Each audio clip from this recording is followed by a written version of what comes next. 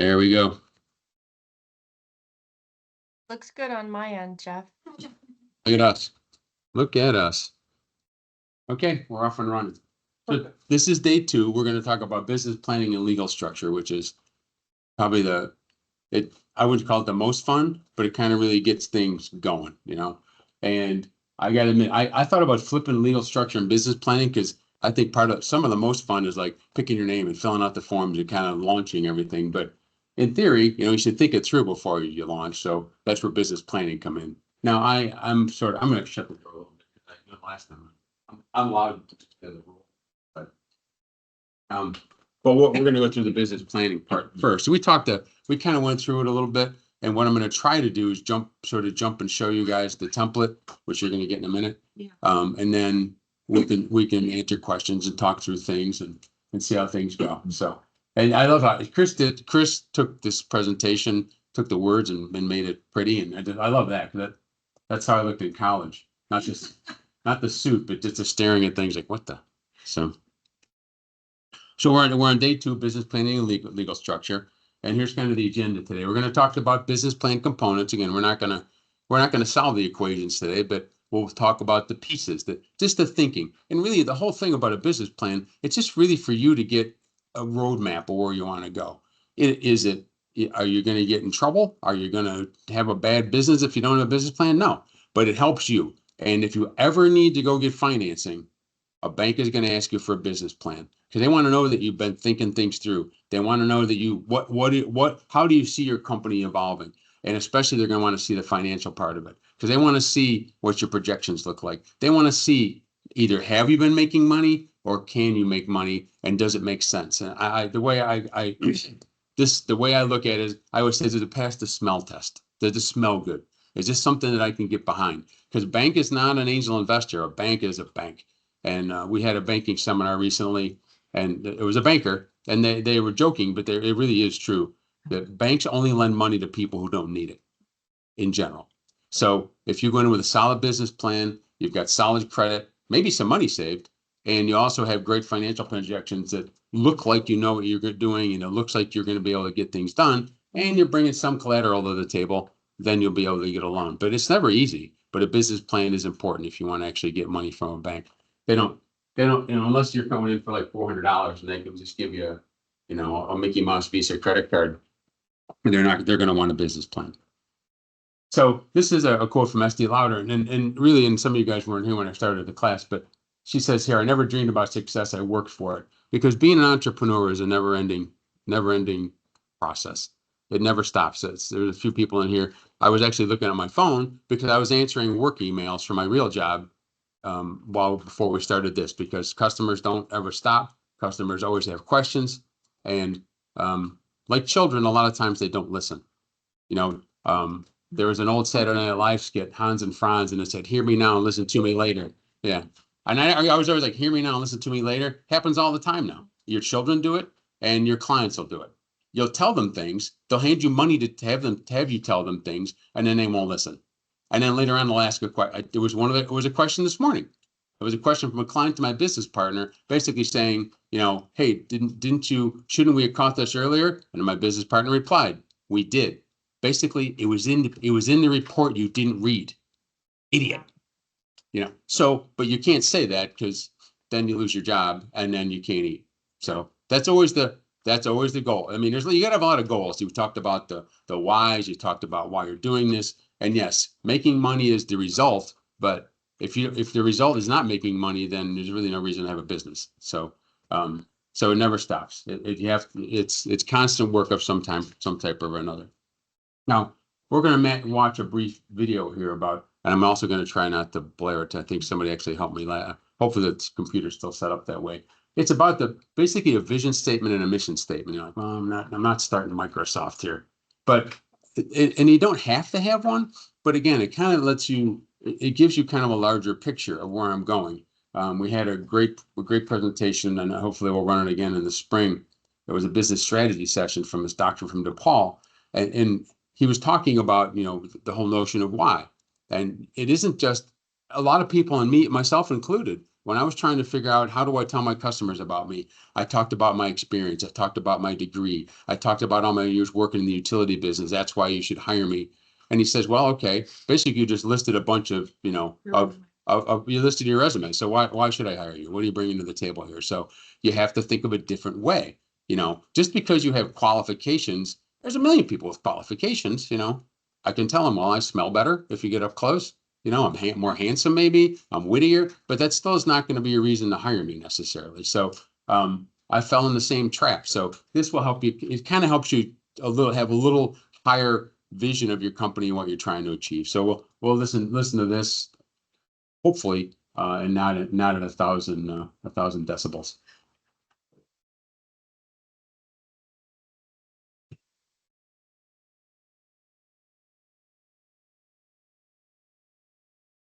Imagine a CEO shares with you that there is constant discussion amongst management and employees on what directions the company should take and asks you for help. You may quickly find out that there is a lack of clear and common vision, mission, and values. In this module, we will discuss each of these concepts, how they relate to each other, and share some practical examples for better understanding. So let's dive into it. We'll start with the first element, which is vision. A formulated vision provides a concrete way for stakeholders, especially employees, to understand the meaning and purpose of your business. It describes the desired long-term results of your company's efforts. For example, an early Microsoft vision statement was a computer on every desk and in every home. A company vision statement reveals at the highest levels what an organization most hopes to be and achieve in the long term. Having a vision in business will help you to align everyone to head in the right direction and give a purpose to what they do. So, how can one define their company's vision? Well, many companies have their teams brainstorm to come up with a vision statement that summarizes the company's vision in a brief and concise way. Brevity is key here. After all, your task is to write a vision statement, not a vision paragraph. Here are some examples of well-written vision statements from successful organizations. Amazon. Our vision is to be Earth's most customer-centric company, where customers can find and discover anything they might want to buy online. LinkedIn. Create economic opportunity for every member of the global workforce. Great. Now that we've discussed what vision is, let's move on to the next element, mission. While vision is about using your imagination and foreseeing your company's future, the mission is about rolling up your sleeves and putting in the work. It's necessary to understand the difference between vision and mission. The vision statement describes where you want to take your company, whereas the mission statement describes what needs to be done to turn that vision into a reality. And just like the vision statement, a mission statement needs to be short and to the point. A moment ago, we discussed the vision statements of Amazon and LinkedIn. Now, let's discuss the mission statements of both of them. Amazon. Our mission is to continually raise the bar of the customer experience by using the internet and technology to help consumers find, discover, and buy anything, and empower businesses and content creators to maximize their success. LinkedIn. Connect the world's professionals to make them more productive and successful. Now, let's compare LinkedIn's mission statement with its vision statement that was mentioned before. If you can recall, LinkedIn's vision is to create opportunities for professionals around the world. And what does it need to achieve this vision? Well, as stated in the mission statement, LinkedIn plans to accomplish this by connecting professionals with each other. Great. Now that we've discussed vision and mission, it's time to discuss the last element, which is values. Which we won't, because we're only talking about mission and vision.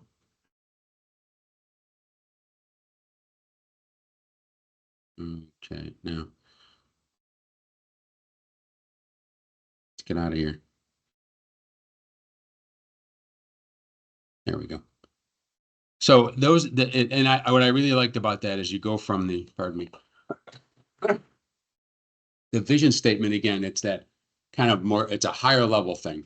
But the mission statement is where you're getting down to the nuts and bolts. What are we going to do? Again, because I come from an engineering background.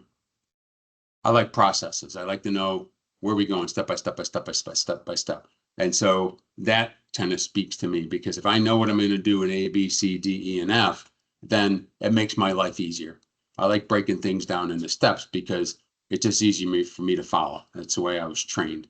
You know, when my business partner and I were starting up our business, there was no, the business we didn't have a history. So we were kind of creating the steps as we went. And so we literally, this is back before, you know, whiteboards and screens like this. So they used to have, remember the old flip charts, big ones? Like, well, they had flip charts that were big, giant Post-it notes. So in our office at this engineering firm we both ended up working for, we kind of covered the wall with these giant Post-it notes. And on the giant Post-it notes, we went through each step of the process we were going to use to help people shop for power, because that's what we do. I help people, large businesses, shop for power. And so we had to go through each step we needed to do to make that happen, all the way down to, you know, them signing a contract with a supplier.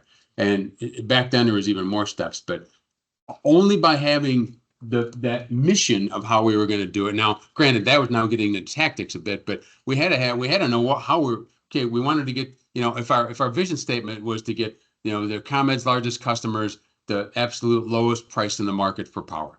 If that was our vision, well, how were we going to accomplish that? So we had to begin with that sort of thing in mind, where we're going to, you know, write and create a competitive RFP and excuse me, proprietary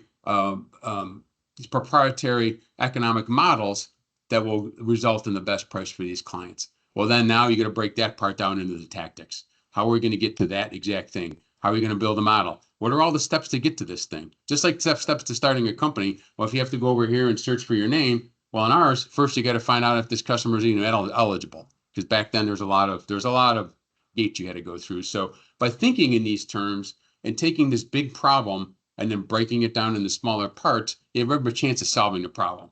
Because many of us, and myself included, you see a big problem like, I'm going to start a company, and you think, how the hell am I going to do that?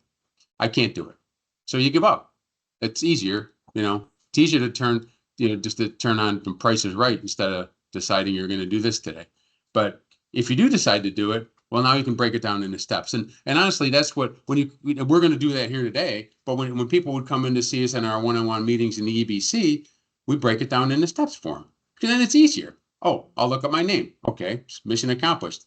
I'll file for an LLC. Oh, mission. So now you break it into steps, and so it makes life easier. I know what my next thing is. Now, yes, it gets murkier and more complicated as you get deeper into it. But having that thought process will help you going forward. So when we start talking about the business plan, it's the same thing. You're essentially just breaking your vision, all of this pondering you've been doing about your company while you're on vacation, or you're sitting at your desk at the company you don't want to work for, thinking about what you're going to do next. This is where some of these things are already in your head. You just have to commit them to paper. We talked about some of these the last time. Now I'm going to try to switch back and forth, hopefully successfully for those who are watching online and watch this afterwards, but we'll see. So we've talked about some of these components last month, last week. Yeah. Yesterday, this morning. Executive summary, the description, and market analysis, and some of the organization and management. So let me see if I can actually go over here and find those things. So in your fill in the blank template that almost all of you got, it's going to look something like this. You're going to go, well, that's almost useless, Jeff. That X doesn't tell me anything. Well, the good news is we also have an instruction sheet that tells you about the X. So when you get over to all these different pieces, it'll say something like in product and service. We'll skip executive summary because I said you can do that at the end. It briefly explains the purpose of your business. So once you go through all these steps, you go, okay, I get it now. I know what executive summary is. But in the product or service, you explain the primary products and services your business will offer. You know, if somebody's already offering it, you know, you should articulate why yours is unique or superior in that spot. So it won't be so difficult if you're kind of thinking it through. So, well, what am I going to put in that blank? Well, the blanks are explained right here. So that way you can kind of set them side by side. And honestly, this is the kind of thing where even when I'm out, walking the dog or cutting the grass, I would just think about things for the business while my mind was not occupied with doing the business, or before I did the business. We'd go out to lunch and we'd talk about our company and what we thought it would be. And some of the stuff it's in your head already. Now you're just committing it to paper. You're formalizing it. And this guidebook that is the part that tells you what to do is like, oh yeah, I did that already. I know what that's going to be. So then you go over to the blank and you fill it in. Now I know it sounds easy, and it's not, because now you guys have to do that for your own business, but at least it kind of gives you step by step what you want to work through. So in the presentation, which I'm going to try to get to without, oh, look at this. See, this is really working out like a gem. So same thing. So we got the company description, and we're going to talk about market analysis, which is another thing that's important, and then organization and management. So let's take a spin back over here for a second.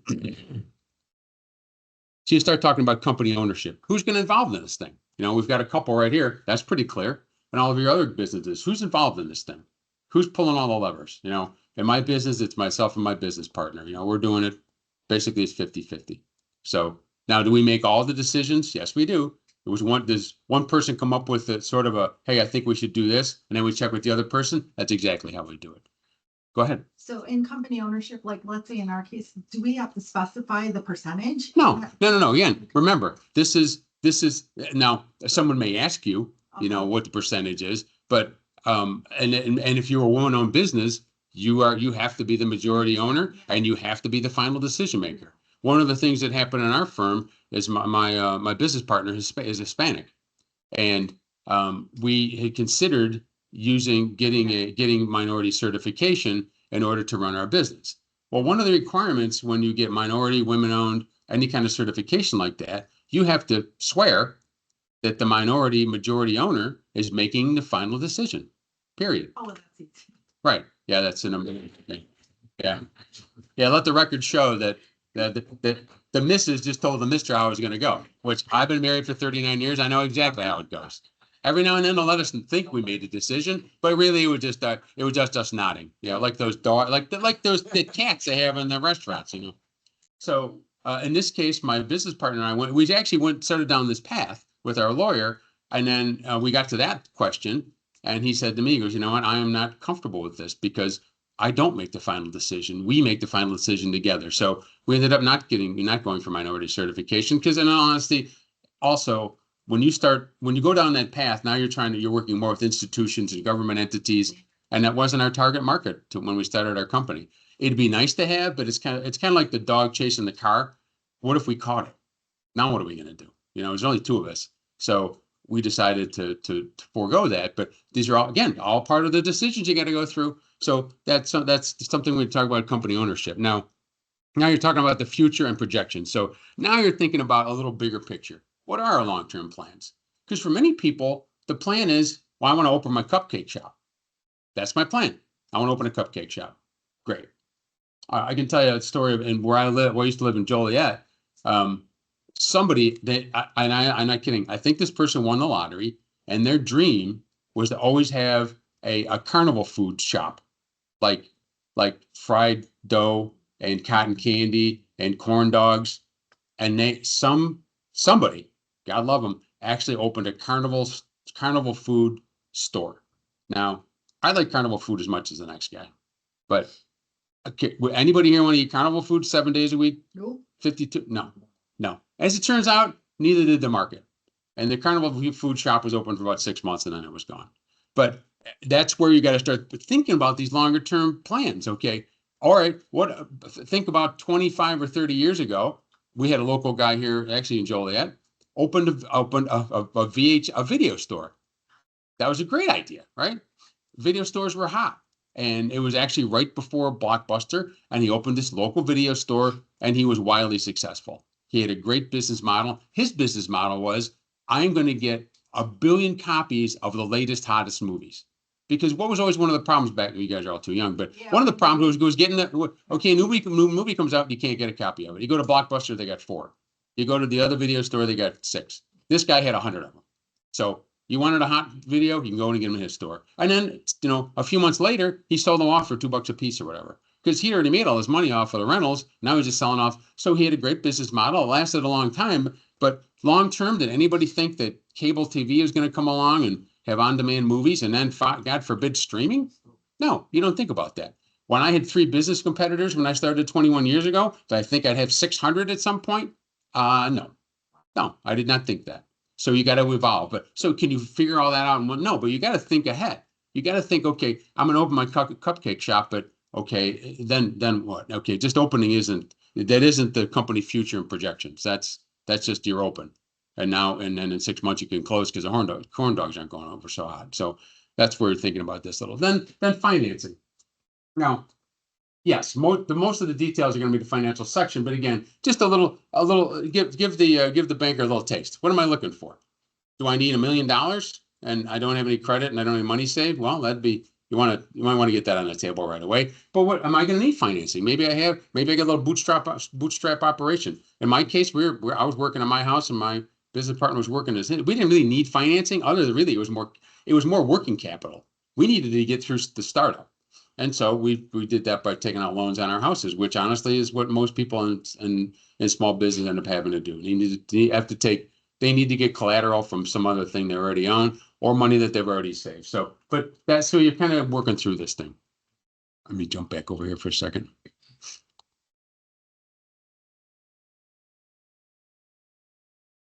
We talked about products and services, financing a little bit, and the financial section. Let's go back over the actual plan for a moment. I just want to look at a couple more things. We're not gonna go through every section, but so you're talking again. Here's the mission statement. We just talked about that. Again, now you're basically smoking a pipe and thinking big thoughts, right? What am I going to be when I grow up? What's the big future? How am I visioning these things? If you think about Microsoft, theirs wasn't broad enough, was it? A computer in every home. How about how many computers you guys have in your house now? I've got 3 just myself. Yeah. Right. Yeah, I've got a desktop, I've got a laptop, and I got another laptop for this job. And then most people have, and I also have an iPad. So there's 4. So Microsoft they were selling themselves short when you think about it. And back then it was a vision to have one in every home. Would have been a big deal. But that was also Microsoft that was probably before the internet even when they wrote that mission statement. So again, now you're kind of thinking that bigger thought. You're trying to you're trying to be a little grander thing. And even now, the company philosophy gets more to your why. Why am I doing this? And if number one is I want to make enough money and buy gold bars, and well, that might not be a company philosophy people can get their arms around. Because not unlike when they were talking about the mission statements of the other companies, you want to have something that they know your purpose because they want to buy into it. Do you think people go to work for Greenpeace because they want to make money? No. They go to work for Greenpeace because of Greenpeace's mission, of their mission statement, what they're trying to achieve in the world. People don't, this young man right here, he's not doing what he's doing because he's in it to make money. He's in it to save lives. He's in it to help people. That's what we're talking about when we talk about company philosophy, where you lay out for people what you're trying to achieve and they buy into that. Now they're working for you and your purpose and not for money. When you're just hiring mercenaries every day, it's hard. I talked about the guy with the food truck when he talked about having you figure you got a restaurant open 6 days a week. So you're open 6 days a week, ideally at least 11 to 10 every day. You got to fill all those slots with human beings that want to work, that will clean out the smoker, pick up the dirty dishes, wash them. Some kid doesn't like his food and throws it on the floor. It's now you're working, you're trying, and now you're hiring. You're spending all your time as a human resources person and not as a guy that's a pit master with a barbecue shop. So probably the food truck it was better for him at the end of the day. So that's where you think these things through. Now, if you go back and read some, the Daily Herald has one it's actually kind of hilarious. I'll get it for next time, where they talk about fearing God and making money, which really isn't really a mission statement. But I'm not saying either one of those are inappropriate. But it was a mission statement for back in probably the 20s or 30s when they started. Today they're a little different, a little broader. So that's kind of that's more we're thinking about. Then we talk about goals and objectives. It could be revenue margins. Actually, our goals and objectives are all tied to revenue because that's, if I achieve that revenue, that means I got that many customers. If I got that many customers, then I'm achieving a lot of our other goals. So that one is easy for us. It's an easy target for us to work on. And then some of the other stuff, and I'm going through this because it's a little, founders formation and history. This is kind of fun. Where you're kind of talking about, how did I get this thing started? What's the background? We'll talk about legal entity in a few minutes. We're not going to spend time on that. Then we're also going to get in, as we go through our slides, who's our target market? Who are we trying to sell this stuff to? Now, the guy that opened the carnival food shop, his target market was anybody who loves carnival food, which I'm not saying it's a bad idea, but okay, how much carnival food do you want? When I'm at the carnival in the summer once or twice, great idea. But I'm not going to make a steady diet of fried dough, generally. Although you could argue a donut shop couldn't make it either, but that's a different kind of fried dough.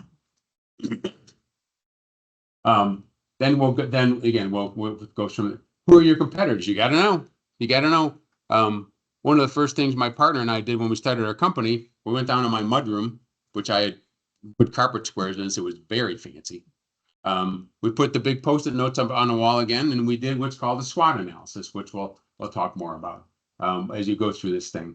And then things like, what are your achievements to date? What have you already accomplished? If you have a company going, what have you already done? It doesn't have to be anything, it doesn't have to say, oh, I already got, like you're on Shark Tank and I've already got $500,000 in sales, and they go, I watched Shark Tank last weekend, and you're not going to have all the answers they have on Shark Tank. But have you done anything? Have you won a pitch contest? Or are you just starting? That's fine. Again, there's no wrong answers in this thing.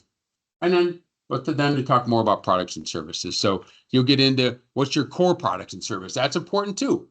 Sometimes people wander off, okay? And that's where they get in trouble. They go from what was their original mission? I got to admit, I'm wondering about Arby's right now. I watch a lot of regular commercial television, so I see a lot of ads. What's Arby's known for? What's Arby's core product? Roast beef, right? Well, then they made a foray into like corned beef. Okay, I'm cool with that. They made a little foray into other meat, sliced meats, not unlike corned beef. But now they're making a leap into the burger market. And now I'm wondering, are they wandering off of their core product and service too far? Because there's a million burger stores. And are people going to go to Arby's for roast beef or going to Arby's for a burger? Now, if the burgers are amazing, well, then maybe they've hit a home run and I'm wrong. But sometimes I worry when people begin to get off of their core product or service. And you see it all the time where people are like, well, we got away from our core business. We got away from our core mission. We wandered off. We didn't. Now we're filing Chapter 11 bankruptcy so we can reorganize and get back to our core mission. Because why the hell did you get off of it in the first place? Why don't you stay focused on your core mission and product? Now, granted, then I think part of it is they took their eye off of the purpose, the vision, the mission, and they started looking at the result. We want to make more money. So let's sell more stuff. Let's sell a different thing. Let's start wandering off from our core mission. Now, you go look at Amazon's, yes, they sell every product in the world, but that's right in their mission statement. It's right in their vision. It's what they do. They sell everything. So you don't have to leave your house. So again, these are all things, and you can, this evolves, you can change. Arby's is changing, and maybe it's the best idea they've ever had. Maybe they've already focus grouped this and had people taste the burgers and they're going to be fine. And I'll be wrong again. I also said that the gambling boats in Joliet never make it. So don't listen to me all the time. And then, pricing, that's another thing. You got to think about pricing. Most of the people we talk to, their prices aren't high enough. They got to raise their prices because they want to price because they don't want to be mean. They don't want to have people pay too much. I want to get customers. So they want to price low to grab customers. Well, in marketing 101, product, price, place, and promotion. And if you're starting out low, you can never go high. Where is your market? Are you going to be the low cost leader? That's fine. Then you better have a lot of volume. If you're the low cost leader, your margins are probably going to be kind of low. So now you're going to make it up in volume. Just like Dollar Tree and all that, they know they're the low price leader, and they're going to have to buy dirt cheap, sell it a little less than dirt cheap, and sell a lot of it to make money. And they have, because there's a target market for that. So again, thinking those things through. Then you get into the SWOT analysis. This is something it's really quite old. I mean, I studied this when I was in business school back in the 90s. And it really, again, you're kind of taking at a more of a 10,000, 30,000 foot view of what are my strengths? And that kind of gets back to we were talking about what are the strengths, your strengths, and how do you fill in those weaknesses with other employees, with, hiring different people, with, are you a lawyer? I'm not. So that's why I hire a lawyer. Am I an accountant? Nope. I hired an accountant. Am I a marketer? Theoretically, but if I was, I'd be living on an island somewhere with my wildly successfully multi-billion-dollar company. So that's why you got to get other people involved. So, but that's what are your strengths? What are you bringing to the table? I make the best barbecue. I make the best bakery. I make the best of this. This is my core strength. Now, what are my weaknesses? Well, I'm really good at this, but I'm not very good at selling. So think through and you have to be honest with yourself, and nobody likes to be honest with themselves. It's not fun. It's more fun to talk about how good you are at something, and not so much fun to talk about what you're not great at. But especially when you've got one or two people on the team to start with, or even more, you can talk about all these things and think about what either bring someone in, or we need to work on those skills. So that's part of it. And then the next part is, what are the opportunities out there, and what are the threats? Now, for the carnival guy, the opportunity was wide open. Nobody's selling carnival food 365 days a year. He thought that it was, and you know what? And from that perspective, you're right, because the carnivals aren't run in the middle of winter in Illinois. So he had an open field on that. What are the threats? Well, there's not going to be any carnivals popping up, so I'm good. Well, what about the notion of maybe it's too much carnival food? But you have to think about those too. Now, I got to admit, I knew that when I started my company and there was only a handful of us that did this, I knew the threat was that more people were going to start doing this. I didn't know how, I didn't know why, I didn't know if anybody knew enough to do it. And I was a bit naive thinking, well, if they didn't have enough experience and expertise to do it, well, they can't. People don't think about having expertise, they just start things and away they go. And at the end of the day, it became a sales. It became sales, not expertise. It became basically dialing and smiling and trying to get people to say yes, and they'll worry about how to do the work later. I actually had a guy hire me at the engineering firm to do his work for him. He hired our engineering firm to do the work that he couldn't do that he'd sold. So he took our work, marked it up, and sold it to the guy that was buying it. So, and that's another approach. He was smart enough to make the call, and then I got to see what he wasn't doing right, and to shake my head. But at that point, I worked for the firm. I didn't own it. So, but you learn things as you go along. You foresee the threats, but then as you run your company and time goes on, all right, I got a new threat coming up. I better revisit the SWOT analysis. What do I need to do next? Thinking about all the problems these days with people that have brick and mortar stores don't need them anymore. Now, what if the threat is I signed a 6-year lease and I only needed it for 2. Now I got a 4-year lease I got to do something with. So you never know what the threat's going to be over time, but you're just trying to think these things through. I would say annually. If you have a business plan, I would update it annually. If for no other reason, what if I need financing? And now I have a fresh document to go out and show my banker if I need one. Because if you're going along, and believe me, we all get caught up in, you get busy being busy. You have your head down doing your work every day. You don't think strategically, you think tactically every day. And I am a perfect example of that. There's many days we had our heads down, we're doing the work, we're cranking it out. I wasn't thinking ahead. I wasn't thinking about landing more customers. I wasn't thinking about marketing. I was thinking about getting this work done every single day. That was my problem, and it was my own fault for not thinking strategically. But that's also why you need to be involved with other human beings. Had I gotten myself involved in the Chamber of Commerce immediately when I started my business, I would have been talking to other small business owners. I would have heard their concerns. They're in different stages. Every business you meet is going to be in a different stage of business. There'll be startups. There'll be somebody at 2 years, 3 years, 5 years, 30 years, 40 years. And you can learn from all of these people. So that's why getting involved is more important, is as important as anything. Because now they're all willing to help you. Because everybody's trying to make it. And it's really, you're part of a common cause then. Small business owners are a unique lot. Now, small business owners become medium business owners and large business owners at some point. Not always, but again, it depends. I've stayed small purposely. I didn't want to manage 25 people again. I didn't want to have to hire a financial team and all that. I just didn't want to. But I was 40 years old when we started this. I just wanted to keep it small, and we did. But by the same token, if I had decided to change things, I would have had to change our business plan. I would have gone and get financing. So you got to take a moment to think about this stuff. It's almost, again, it's not unlike I'm going to do this for selling 1 day a week, posting so many hours a week. There's so many things you have to do as a small business owner, and you have to compartmentalize and categorize and take care of every one of these things in order to be, successful in the long term. You can get away with it for a long time. I did, but then at the end of the day, it's like, oh boy, I should have joined the chamber. I should have done this, but we do that. If we all had all the answers, we wouldn't be sitting here, would we? So that's why it's always fun to talk to other people. And then okay, marketing strategy. And this is something we'll of course talk more about as we go through this, but how are we starting out on this thing? Our marketing strategy is going to be what? Are we going to sell door to door? Is it going to be purely online? Are we going to have a website? Are we going to have an e-commerce site? Are we going to have an active Instagram and social media presence, which is probably important for most businesses these days? But what is your plan to do this? It can't be, well, I'm going to open my door. It's not, you can't do the Field of Dreams where build it and they will come. It usually doesn't work that way. Most of the time you have to sell yourself to get your business up and running. So how are you going to do it? And that could be like, I don't know. Well, that's where you have to start saying, okay, well, X% of my revenues have to go toward marketing, and we'll talk about more about that. So like they say, social media, company website, that kind of thing. What's my budget going to be?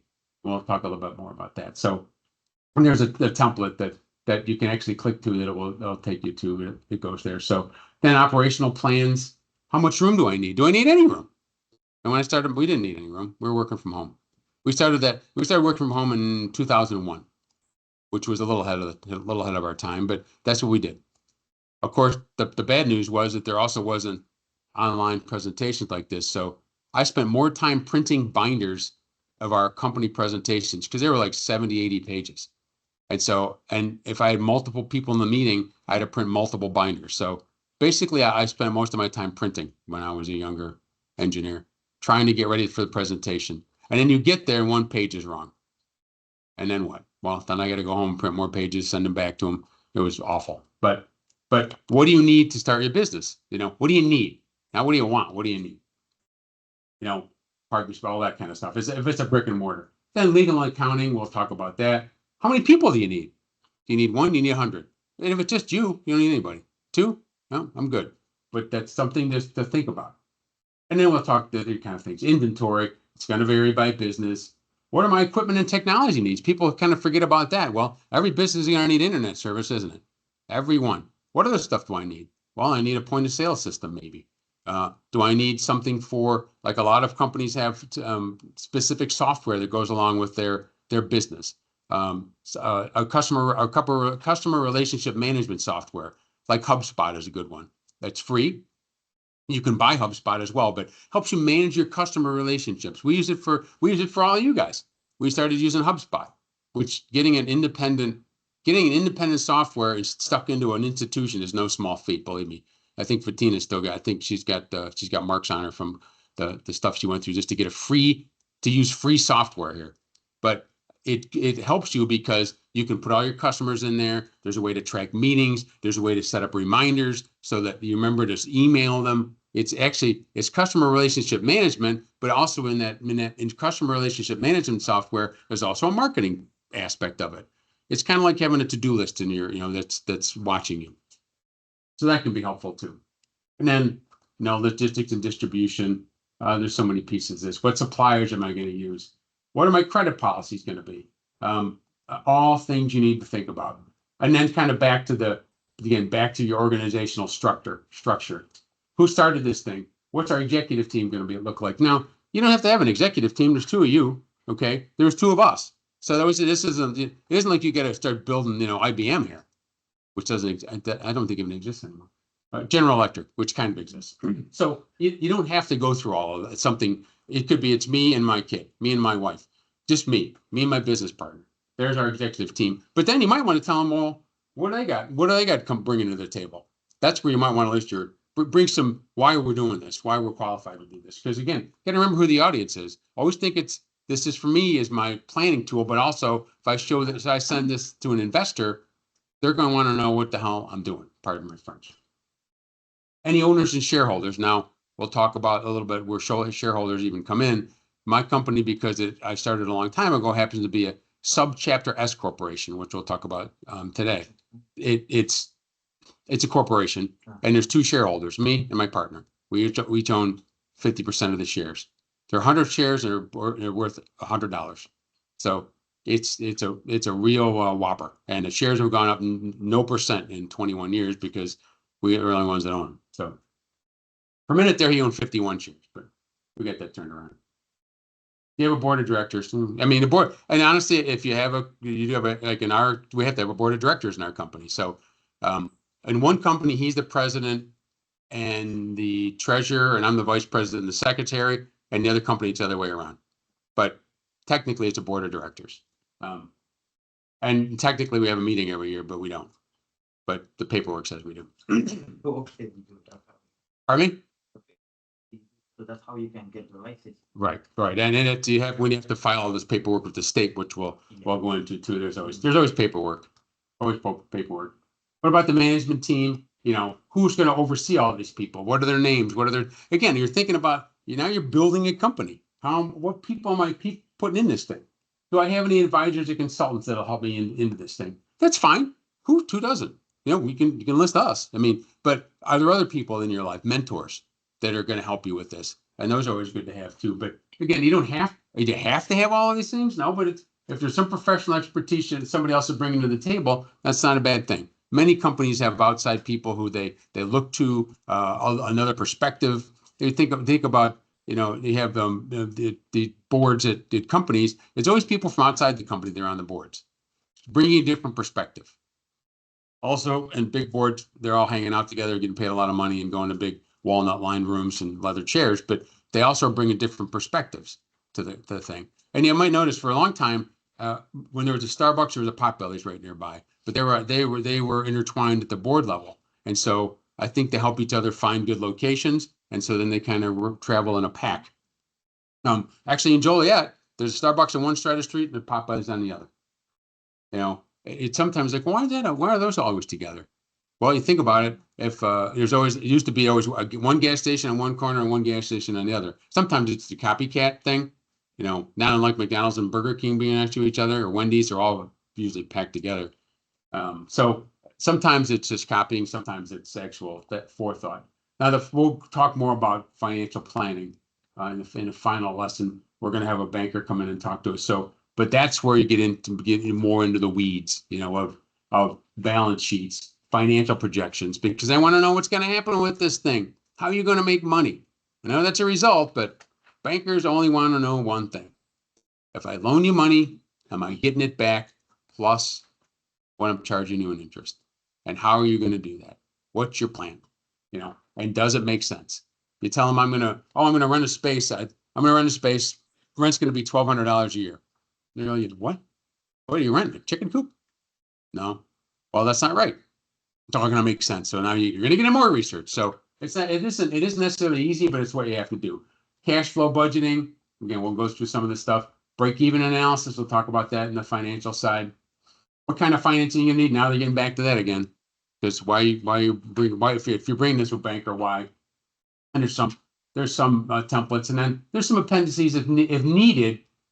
Other thing about the business plan, maybe showing the space you're going to rent, maybe showing the place you picked out. It can be other things, but it's not necessarily, you don't have to have appendices. It can be very brief. It can be very, it's yours, and until you go to the banker, you don't have to make this into a big deal. It's for you, especially if you're financing it yourself. I'm not saying you have to write one, but it's kind of nice to get that upper level. I wish I would have known all this when I started my business. I didn't know it then. So, it's never bad to have another vision. I made it through that whole thing without coughing. So, and then we talked about earlier, when you write the exact, so you've thought all this through, it's like, okay, now I know what my business is. I've gone through all these steps now.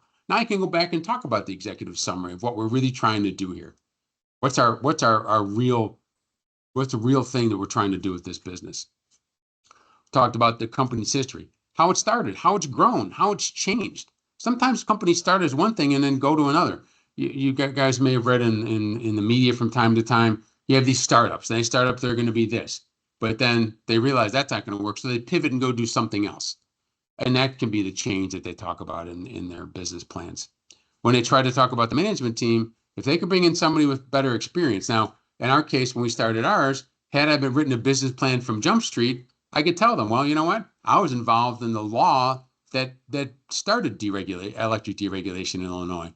I get myself some street cred, with the people that got involved in this. It was dumb luck. I was just sitting there when they started, but it was still experience nobody else had. So talk about that in your management team. You know what? I've been doing this business since I was a kid. I worked with my parents. My parents came over from Europe, and they started an Italian restaurant here in the middle of nowhere. And I've been working in that restaurant since I was a child. Now I'm taking it over. I'm going to expand it. I'm going to franchise it, whatever it's going to be. That's where my company history comes from. So it's never a bad thing to have. We talked a little bit about the management team. We're going to talk about legal structure again here soon. And then mission and values, we did touch on that. And now we'll talk about the legal structure in a moment. Who's going to run this thing? Now, it's one thing to have a company. The people that own the company always run it. Nope, not always. Sometimes you just have investors, somebody that they started it up and they just hire a bunch of really good people to run it sometimes. Even Bill Gates, he started Microsoft because he was head geek, but he also got to a point where he realized that I'm not good at running this company. So he hired somebody else to run the company, and he just became the sort of the emeritus visionary geek guy. And so he didn't run the company anymore. He hired a COO and a CEO that knew how to run a company. He knew about software and sort of shaping people's lives through software. And eventually he stepped away completely. Microsoft's still doing fine, isn't it? It still has his DNA involved in it, but he's not involved in it day to day anymore. So, this is stuff that can happen over time. Apple started in a garage and it's doing okay. You guys, one of you guys in here might be the next Apple. Who knows? We don't know. I mean, we can plan, we can hope and dream, and then we'll see what happens. The management experience is a big plus because if you have management experience, it's one thing to know the nuts and bolts, but it's also not bad to say, well, yeah, I've also managed people because I'm opening a brick and mortar. I'm going to have a bunch of teenagers working here. For the love of God. Now, where I live, there's a sandwich shop in Morris. It's called Corleone's. Anybody here go to Illinois State or been to Illinois State? There's a restaurant there called Avanti, and it's an Italian restaurant that has certain great qualities. Well, the two people who started Corleone's like 40 some years ago, they were both workers at Avanti in Illinois State, and they loved it. So when they graduated, they moved to Morris and opened a mini version of Avanti. I think they even stole some of the recipes. So, steal, borrow. Maybe they got the blessing. I'm not sure. So they opened this little restaurant. But one of the things they decided right out of the gate was it was going to be staffed by it's a husband, a wife, and the husband's brother are the management team, if you will. And then all the workers are kids from the local high school. And that has been, I will call it probably the 90s and 2000 versions of McDonald's, where you have just this generation after generation of high school kids in Morris work at Corleone's. They go in there and they learn how to make the sandwiches, make the pizza, slice the meat, because everything's all hand sliced. They got a process. But the kids work there, one kid after another, and it looks like an anthill. I mean, there's so many people running around and they're making food because they have eat-in and they have carry-outs and they have delivery. So they got a lot of people doing stuff all the time, but they have a very strict process. But they've tapped into the local high school as their, what they're bringing to the table. We're going to bring all these kids in. We're going to teach about the business. We're going to teach them their specific task. And then they'll be here for a few years and they'll go away to college or go on to their jobs. And now we get the next group in. And they just keep bringing them in and bringing them in and bringing them in. But they've done a good job in training. They've done a good job, and it's a good place to work, and they're making decent money. And one kid after another, one family member after another comes to work at this place. So if that's something, because they bought into whatever their vision is really good food at really good prices, and it's a local place and the people are nice to them probably. So can you do that? Can you duplicate that? How are you going to get these people to work for you? You know, you're going to dangle $26 an hour. Well, then you got to go back to pricing. So it's all part of this thing. What are you bringing to the table? They brought experience to the table because they worked at a place. I'm going to open one of them. I love the food. We know how to do it, and off we go. And then I don't know how they got this idea. Maybe because they were high school kids themselves once, and they thought if I'll go there and recruit, and they did a wonderful job. So and you can draw, and that's another good reason to talk to people in a chamber. What are you guys doing? How are you hiring people? Where are you getting them from? You know, it's always good to reach out and talk to other people. We talked about services or products. What are you really going to sell here? How are you going to price it? What are the benefits? Why should somebody buy your stuff? What's your why? Why is yours better than the next person?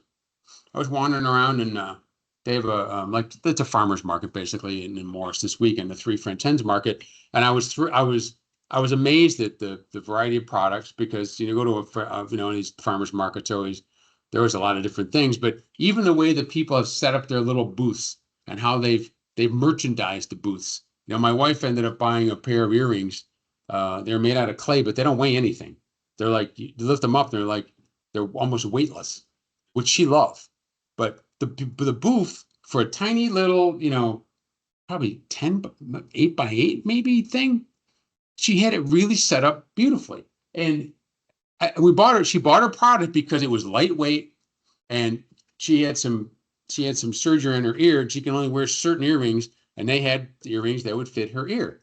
And she had them on that night, and she's like, these don't weigh anything. Because one of the problems with some earrings, it pulls down on her ear. It's too heavy, so it looks weird in her ear, and it doesn't, so she doesn't like it. But these were posts, they went right through, and they're so lightweight, no pulling. And so she loved them, so she'll probably go back. But the thing that drew us into the booth was it just had kind of a little glow about it. It had like a nice merchandising where you wanted to walk in. Once we walked in, and she told us about their product. Handmade, lightweight, all kinds of different options. And so she bought some. So and sometimes you don't really hit on this until you experiment a little. And this is where we're going to talk in a minute. You want to make you guys tell each other about what you're going to do and why that people should buy it. But sometimes it takes a while to figure it out, really. But how do you verbalize it to someone else? How do you get them to see your vision? Go ahead. After I took your class, Sunday we have a dinner. Somebody bring up, because we had a grant, 500 grant, but they don't gonna give me the money. They give the federal government finance them the grant, but they selling me their sunscreen. They call them for print 1 by 1. That's the organization. Okay. So when we was eating, like what is this saying? My son said, why we don't make our home sunscreen? By the time we buy it, why we can now make our home sunscreen, we sell it at the same time. It's not like all the albinos are poor. We have sunscreen and we sell the sunscreen. Now we're thinking about how we're gonna make the sunscreen. We got a lot of aloe vera in Africa. Who's gonna finance us to make the sunscreen, because we got a plenty of aloe vera in Africa. How we can have a business partner who can partner with us so we can make the sunscreen. The same time not gonna go to buy the sunscreen when we get a grant, like $100,000, because the grant is not only for the sunscreen. We're gonna use the grant. We're gonna go to different countries to give them the sunscreen. Now how we can buy our home sunscreen. We're gonna make money now. Right, and now you can private brand it. And people do it all the time. I'm going to use the example of my wife goes to salons. She's been married 39 years. She's been to probably 100 of them. I know she changes salons all the time. She's always on her way to a different haircut and a personal cut. I love this person like 2 times, and then the wheels start to come off. But every time she goes, she gets her hair done, and then she buys a king's ransom of product. Okay, and I'll use the example Mario Tricosi. Go to Mario Tricosi, it's all Mario Tricosi product. It's a 50-cent can of stuff that's sold for $40, right? Because maybe they formulated it, maybe they work with somebody, but there's a manufacturer, a third-party manufacturer. This manufacturer's goop for hair, and you put your sticker on it, and now it's your goop, and you can mark it up, 100% or 200% or 300%, and so every now and then I have to ask her to please empty the closet because now she's got goop from 4 haircuts ago or 20 haircuts ago. And because every time she goes to a new place, they have new goop. They have new product because the haircut's not going to look the same unless you use this because they're good marketers. And she's a great buyer of hair product. Yeah. Yeah, it's like, don't have to just all I have to do is just go like this. And she just swallows it and runs.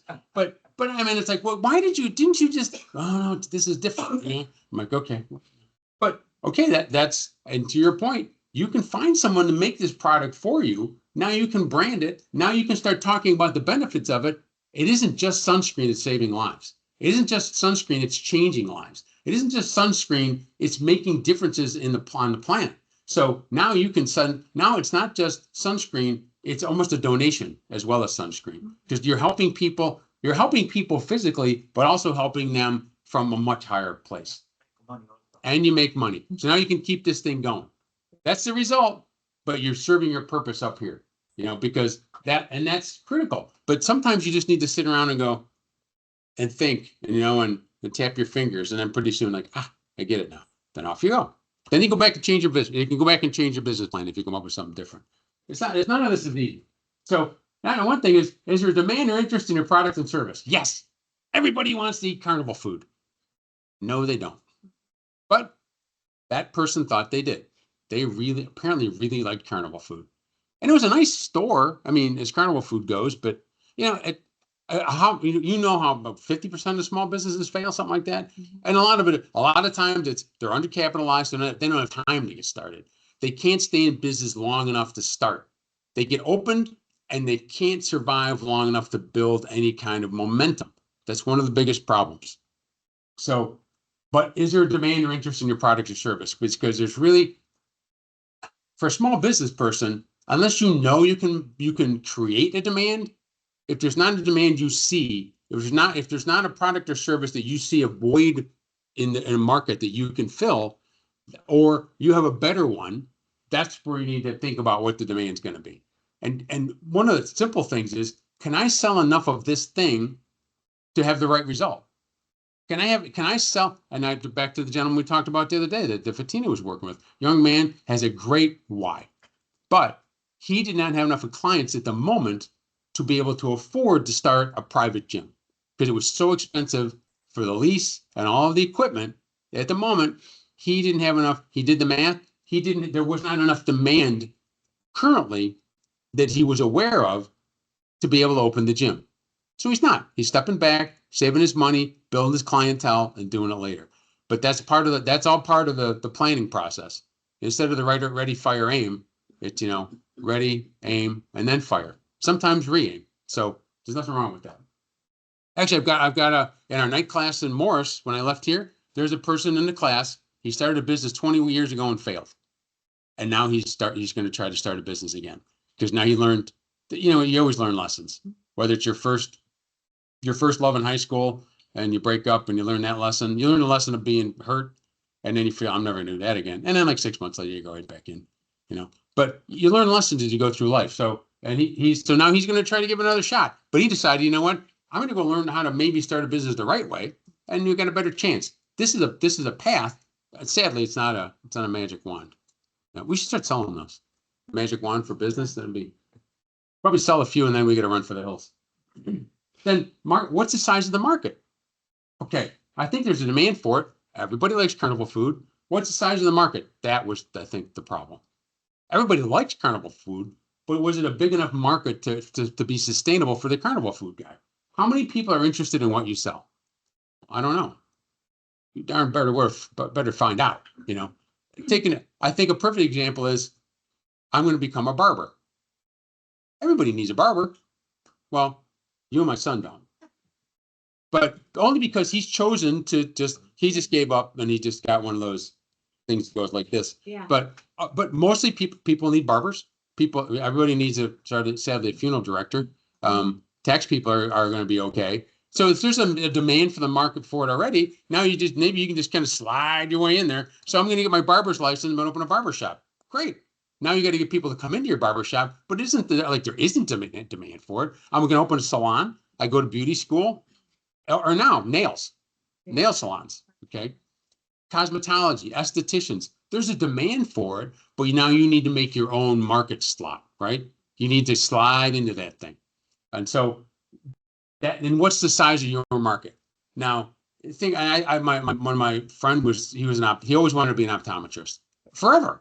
And what a gift that is to know what you want to be. I'm 64, and I think now I figured I want to be a teacher, but I've been an engineer all the time, but I like this better, quite frankly. This is my favorite job so far out of all the jobs I've had. But so what do you really want to do? Well, he knew that he wanted to be an optometrist, but he gets out of school. Yeah, everybody needs to get their eyes checked, but he thought he wanted to have his own shop. Now, a lot of towns have a lot of optometrists. So he started looking at small towns where basically you'd be the only game in town, but buying an aging optometrist business. I'll use Morris as an example. We have maybe 2, I think, but some of the towns further away, they might have 1. And and also as an optometrist, how many eyeballs do you need an examine every year to make a living? They probably know that. That market research is probably out there. So, okay, I can move to a town of 5,000 or whatever. I'm making up a number. If I was the only optometrist in town, I could have a thriving business because, science tells us there's this many people with bad eyes. There's many people getting older, like me. I went in and I learned recently in the last few years, he told me, oh, your cataracts aren't so bad. I'm like, what cataracts? Because, I didn't tell you? No, yeah. Oh, and you got to start putting drops in your eyes. You got glaucoma. I'm like, I got glaucoma and cataracts? I'm like, what am I going to go? Am I going to get a peg leg next? What's next? My hair's I know my hair's falling out. It's turning gray. But there's a need for these things. So he was looking at buying a practice in a small town. We looked and looked and looked. They're expensive, number one, and he didn't have any capital. He ended up going to work for a place in Danville. And over time, he decided that, I don't want to own my own shop. I'm perfectly happy being an employee, which is fine too. But he was looking at the market. He knew, and he was examining the market, seeing what size it is. What do I need to do? That's part of what we need to do too. Can I step into this market and be successful? If I become a barber in this town, can I get enough haircuts to make a living? How many haircuts do I need to make every week? And that's a fine thing to ask yourself. And that's especially if you're now one way is with our barbers, you can either open a shop and incur rent and all the things that go with having a brick and mortar shop of your own, or you can go rent a chair in somebody else's shop, learn the business, build a clientele. That's a much easier way to do it. So part of the market size is it big enough for what I'm trying to do here? Economic indicators. What's the income level in your area and what is the employment rate? Are the people that live in your community able to afford what you're trying to sell them? Or what market are you looking for, right? What target market are you looking for? Are you going to you want to sell $1 million real estate? I'm going to be a realtor and I want to sell $1 million and up real estate. That's a great strategy. Don't come to Morris. I think there's 2 homes in Morris that would be over $1 million. They've both been for sale and nobody bought them because they are the outliers in Morris. It's a great place, beautiful homes. Prices are going up, thank God, after 20 years. But it's not the place if you want to sell $1 million homes. If you want to sell $1 million homes all the time, go to Naperville and pardon me? Burr Ridge. Yeah, go to Burr Ridge. Go up north somewhere. Go to Lake Forest. Go to downtown Chicago. But you got to know your market, and so that's the economic indicator. It's more research you have to do. If you're starting your Carnival food store, that's no problem. That'll be a winner anywhere in terms of economics. Now your problem is market size. So again, you're squeezing the balloon here. Which one? They're all important. You got to make sure you're hitting all of these. But it's also especially now with Google. For the love of God, you can Google all this stuff. I mean, when I was a young man, we had to go to the library and look this stuff up and hope they had it. And now you're talking about, industry magazines on this stuff. Do you have to go find and get out of the stacks and have people bring you a stack of them and going through them, like this, like it's the Middle Ages, or maybe get into microfiche. Anybody ever look at microfiche at the library? Yeah. Yep. That's a joy. Going back in newspaper articles with microfiche. I mean, I'm telling you this, that people wouldn't even believe it if we told them the stuff that went on, Yeah, when I first started at ComEd, there was an older gentleman that worked there, And we'd give him a hard time. Hey, were you a lamplighter when you started here? Right before electricity? You went on and lit the gas lamps? But they had gas lamps at some point. He claims he wasn't, but you know. I was 22. He was at least 42. So he was ancient in my eyes, you know, back then. Now I'm like, yeah, he was a pretty young cat. You know? So, and then location. Where do your clients live? How far of a reach do you have? I'm working with a young lady right now she's a barber. Now, she wants to be in a certain spot, but she also has a clientele in this community. She doesn't want to get too far away because if you have to drive, okay, you love your barber, okay, but how far am I going to drive for the barber? There's you know what, everybody has this mental like limit that they'll set, you know. If I have to drive from Joliet to Morris for my barber, I'll probably find another barber in Joliet, you know. I drove from Morris to Joliet for my barber for a while when I moved to Morris. Then the guy in Joliet said, hey, there's a guy in Morris you should be going to. He pulled a Macy's like in Yeah. he sent me to another store in Miracle on 34th Street. I've been going to that guy ever since. He retired and still cuts my hair. He said, don't tell anybody because. So where are you? So now again, it's and then not only location, but and we will, you know, we may go, depends how deep a dive we take. There's actually traffic pattern stuff you can look at to see where am I going to locate, how many cars go by there a day, because that's what big companies do that. They'll do a traffic analysis to see why would I put my gas station here? Because a lot of cars go by here and they all need gas. So there's more stuff you can do. Market saturation. How many other options are there? Excuse me.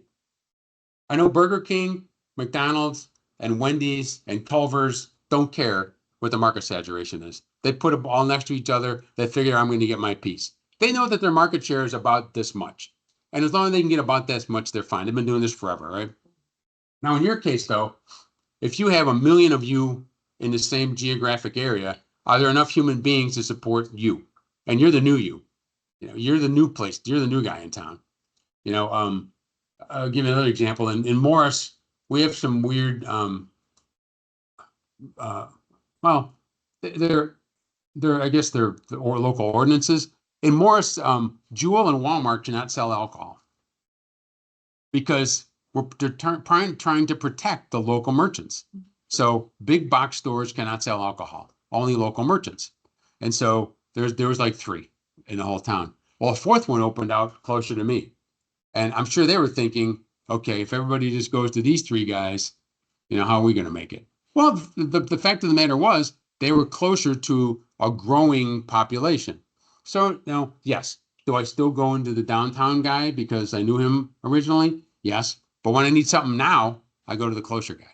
So, you know, it depends. You got to be able to kind of that's where research comes in. You know, how many other similar options exist and can I squeeze myself in here? Or, yeah, they're similar, but I'm different. I can market myself better. I have a better product. I have a better option. I have a cuter store, something. But then you got to be aware of that, because if you open up and now essentially you're not growing the market, you're just stealing from everybody else. Okay, can you guys all survive? And you know how that goes. Somebody always doesn't survive. Maybe you win and they lose, but you know, you got to think about that before you always have to think about the, you know, the down the road or even the end when you start, because you also got to get out of it somehow. You know, when it's over, what are you going to do? Just close the doors and walk away? Are you going to sell it? Are you going to give it to your kids? You know, that's all things I didn't think about that 21 years ago. Now I'm thinking about it. I'm not young anymore. Now my business partner, neither of our kids want to do it. They don't know how to do it anyway. I'd have to teach mine. So it just depends. And then down finally pricing. How much the clients currently pay for your services like yours. You have to do that market research. You have to know.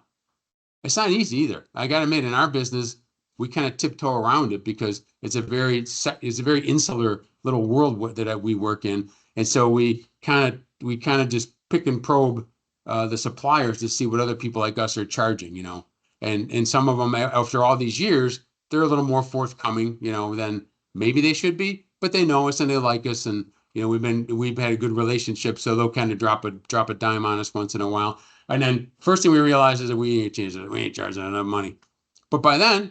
You know, we had a clientele that was used to not paying a lot. So now I got to start a whole nother, basically a new group of clients that are paying the right price well, I'm still not charging enough over here. And you don't want to be that. You don't want to be in that position. You got to be able to charge enough right out of the gate.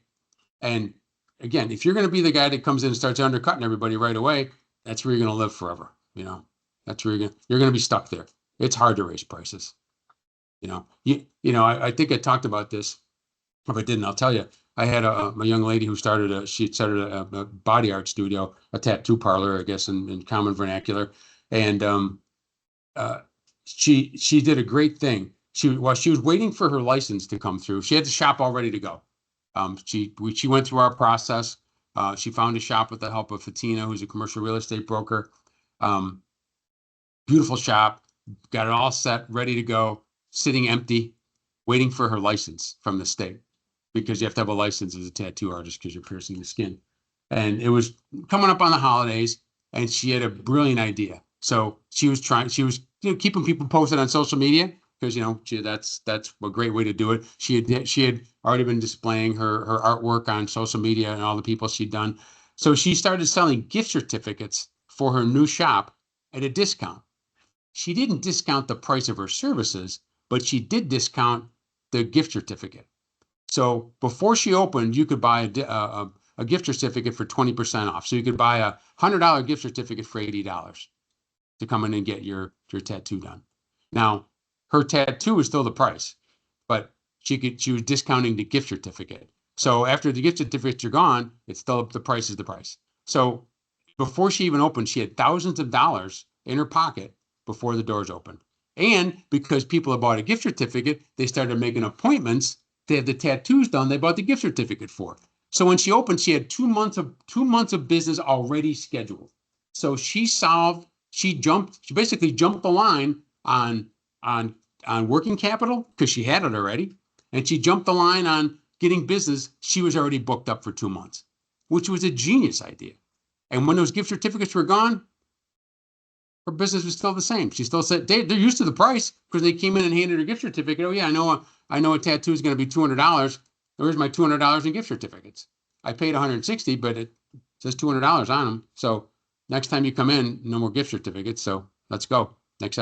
But it helped her jumpstart the business, and she didn't discount the price. You never want to talk when customers say, "Well, can you lower the price?" And I learned this a long time ago from one of my bosses. You never talk about price, you talk about options. You don't want to pay that much? What can we take off the table? What am I not going to do for you? If you want a lower price, I'm doing less. I'm not just cutting the price, I'm cutting the options. I was just talking to a client about this there yesterday because they wanted our services, but quite frankly, and this is probably another, I won't call it a mistake, but I can't stand to charge people for work that I don't see there's value in. So when I see somebody who wants to hire us, but I know in my heart that as much as I have to charge them, the value's not there. We've come up with kind of a light version of what we do. So I was trying to explain it to this person who's already a customer on our sort of full boat services that you don't want to buy our full boat services. You want to get the light version. So I basically lowered the number of options and I lowered the price. Because you're not getting all the options you got on our full boat services over here. There's fewer options, but the price is also lower. So now it's affordable for you for this thing you want that I can't bring you as much value in, but by doing fewer options, I'm doing less work, so I'm comfortable with a lower price. One of the few times that I've, figured that out before I just cut the price. But pricing is critical. Before you pull the chute, you got to know what you're getting yourself into. Then it's hard to raise prices after. And I told you about Brian and the dog walking lady girl, right? Last time. And she did it successfully, but you can't always just double your price and keep your customers. But on the other hand, if you lost half of them, still got as much money. Now you get room for more customers. So, there's a fine line there. You don't want to drive everybody away, but it's not easy to do. So we thought what we could do, what? For the moment, if you want to, let's go off to the business structure for a minute. We can always come back to this because I don't want to run out of time. We're about 45 minutes. Is that right? 45 minutes left? Yeah. So how do I register my business? So I came up with a name. Let's look. So you go to this one, business entity search at illinoisos.gov. That's how you look for a name. Theoretically. Oh, that's the, sorry, that, I went to the wrong one.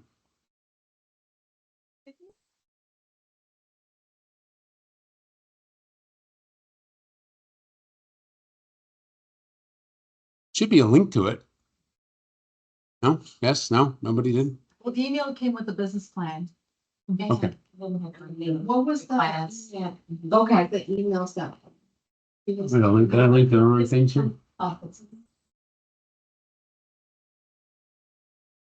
See if I put the links in the wrong place.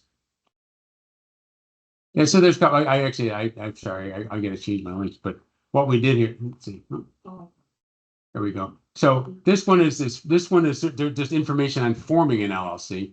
And the other one that I just clicked on a minute ago.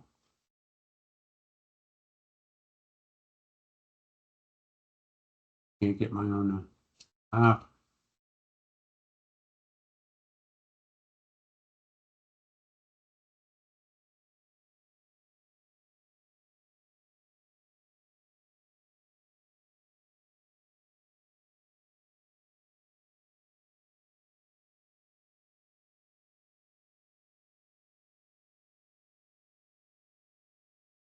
even get back to the other. I'll do it the old fashioned way. I'll open another tab. Anyway, the one link, and I'll fix the link. But one is talking about the registered agent. This is basically everything about forming an LLC. We'll talk more about that in a minute. He's giving me a hard time.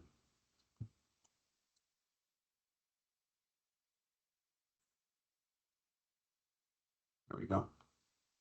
So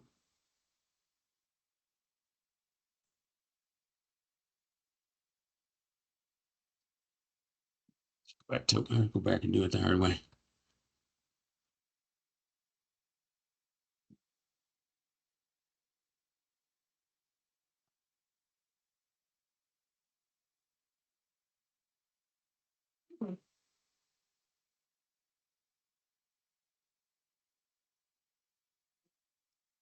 What I was trying to get to is this one with the business identity entity search. So when you're trying to form your business, you can go to and well, I'll get it corrected in the presentation. You can go and you can search for a business entity by name. This is what my lawyer charged me to sit down and type names in.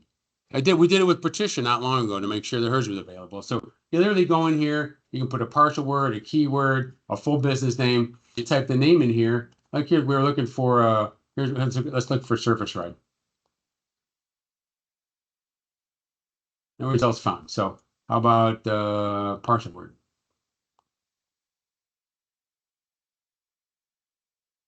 No results found. So you can see that some of these things are just not, they're not there. So you have the opportunity to take some of these.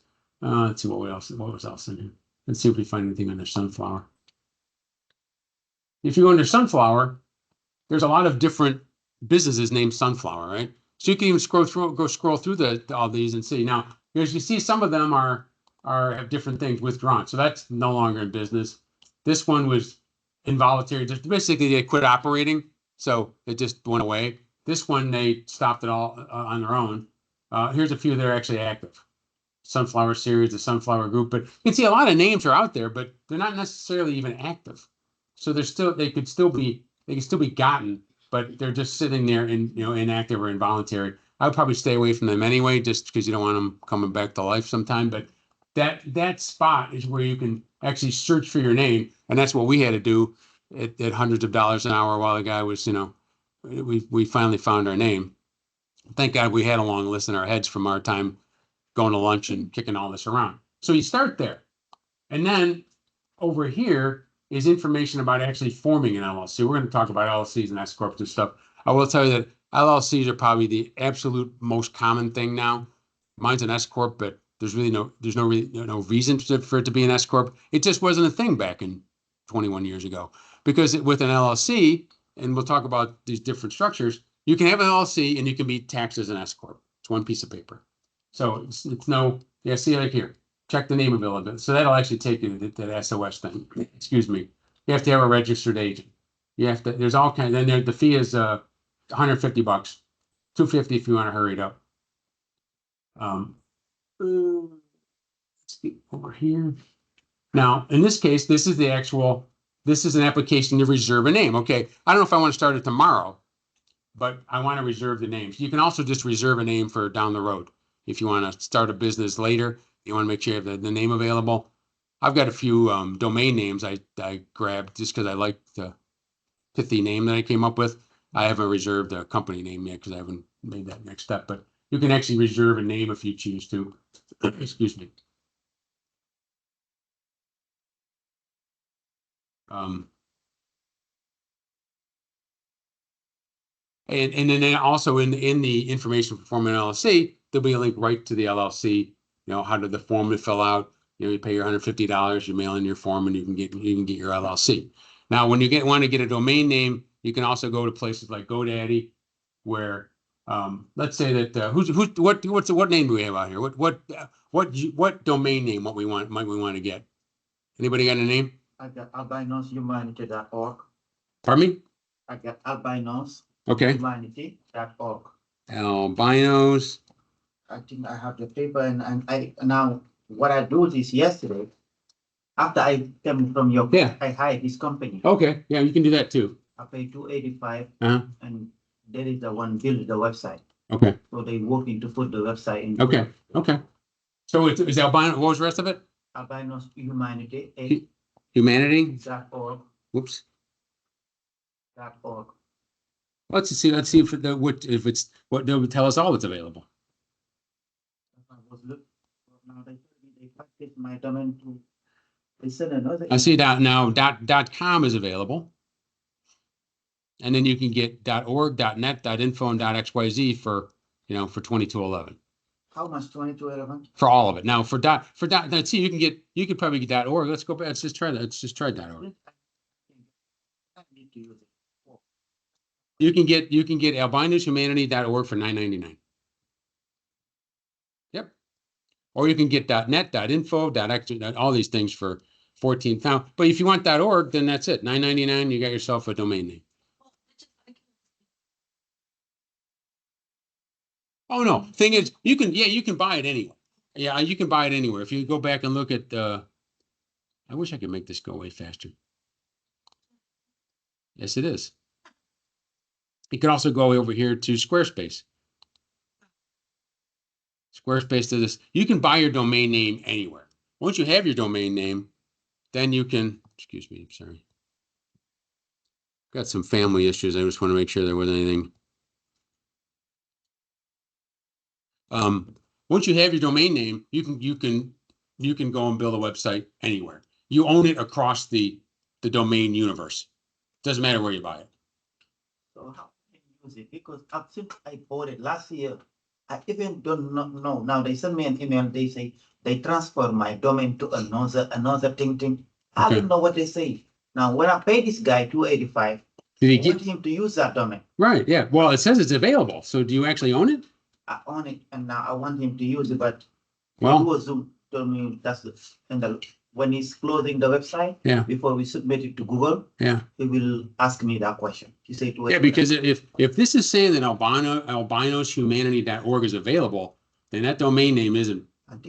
Well, it shouldn't be available if you own it. So you better double check. Yeah, double check that, because it should not be available if you own it. But I can check anything else. Check it right here. Sky Nails. Sky, and then you guys have to tell me if I'm typing it wrong, because I can do that in 2 seconds. Scannails.com is unavailable. Oh, sorry. See, I did type it wrong. Huh? That's a name. That is also unavailable. Yeah. How about Sky Nails Shop? That is available. So that's just it. As you're going through this, you can fart around a little bit, pardon my French, to try to, if it's not available, because as you can imagine, it's 2024. When I started my business, we were the cornerstoneenergygroup.com. I could not get CEG.com. I could not get cornerstone.com. I couldn't get anything shorter. So my email address is jschultes@cornerstoneenergygroup.com for the last 21 years. I'm like, it's 21 years ago. I have to have an email address that's that long? And I do. That's what I have, and that's what I'm worried about. Yeah. Too long. Yeah, we can get it. See if we can get a short one. Go ahead. $12 a year. Yep. Yeah, I think that's what Yeah. They're not expensive. I pay $12 a year. Yeah, it's not expensive. But so you can go to GoDaddy. This is called domainnames.com. Sorry, look, this That's is what okay. I received on the email and I print it. Oh, you got, this is Albini's, not albinos. Albanese man. Oh, okay. And it's .net. Okay. Yeah, so you own that one, but I had typed in albinos.humanity.org. So what I'm gonna use this for now? Well, this would be for a website. That's what it's for. So now before they close my website, I'm gonna give them this one. Yeah. Unless you want both, because you could lock them both up if you wanted to. Okay. You know what I mean? If you wanted albinoshumanity.org, you could do that That's too. what I want. Yeah. I'm gonna close. I would go get that one then for $10. I've wasted more money. I've wasted $10 on a lot worse things. At one time I had fainting goat energy because I thought they were funny. You ever see a fainting goat? If you scare them, they just fall over. I thought that would be funny. Then I thought, well, it's not that funny. I also had, you guys are too young, but when ComEd first started, in their ads, there was a light bulb, and it was called Little Bill. He looked like a bird, like an upside down light bulb, because ComEd's power is cheap. And so I got Little Bill energy for a while. Then I thought nobody's as old as me; they're not going to get it. So I got rid of that one. So it just, you can kind of experiment a little here. Even if you have a different name to your company, that doesn't mean the website it doesn't mean the domain name has to be exactly that. Pardon me? Well, your DBA can be anything. Yeah, the DBA can be anything. Like in theory, when I first started this, I thought I was going to have my big company was going to be called Jittery Monkey Worldwide, because I saw that name on a coffee shop one time and I said, that sounds awesome, Jittery Monkey. So I was going to say, well, that'll be the corporate name, and then we'll have a series of companies under that. But I never. That's still my email address, my personal email address. But I never went that far with it. The logo have to match with the domain. The logo have to be something.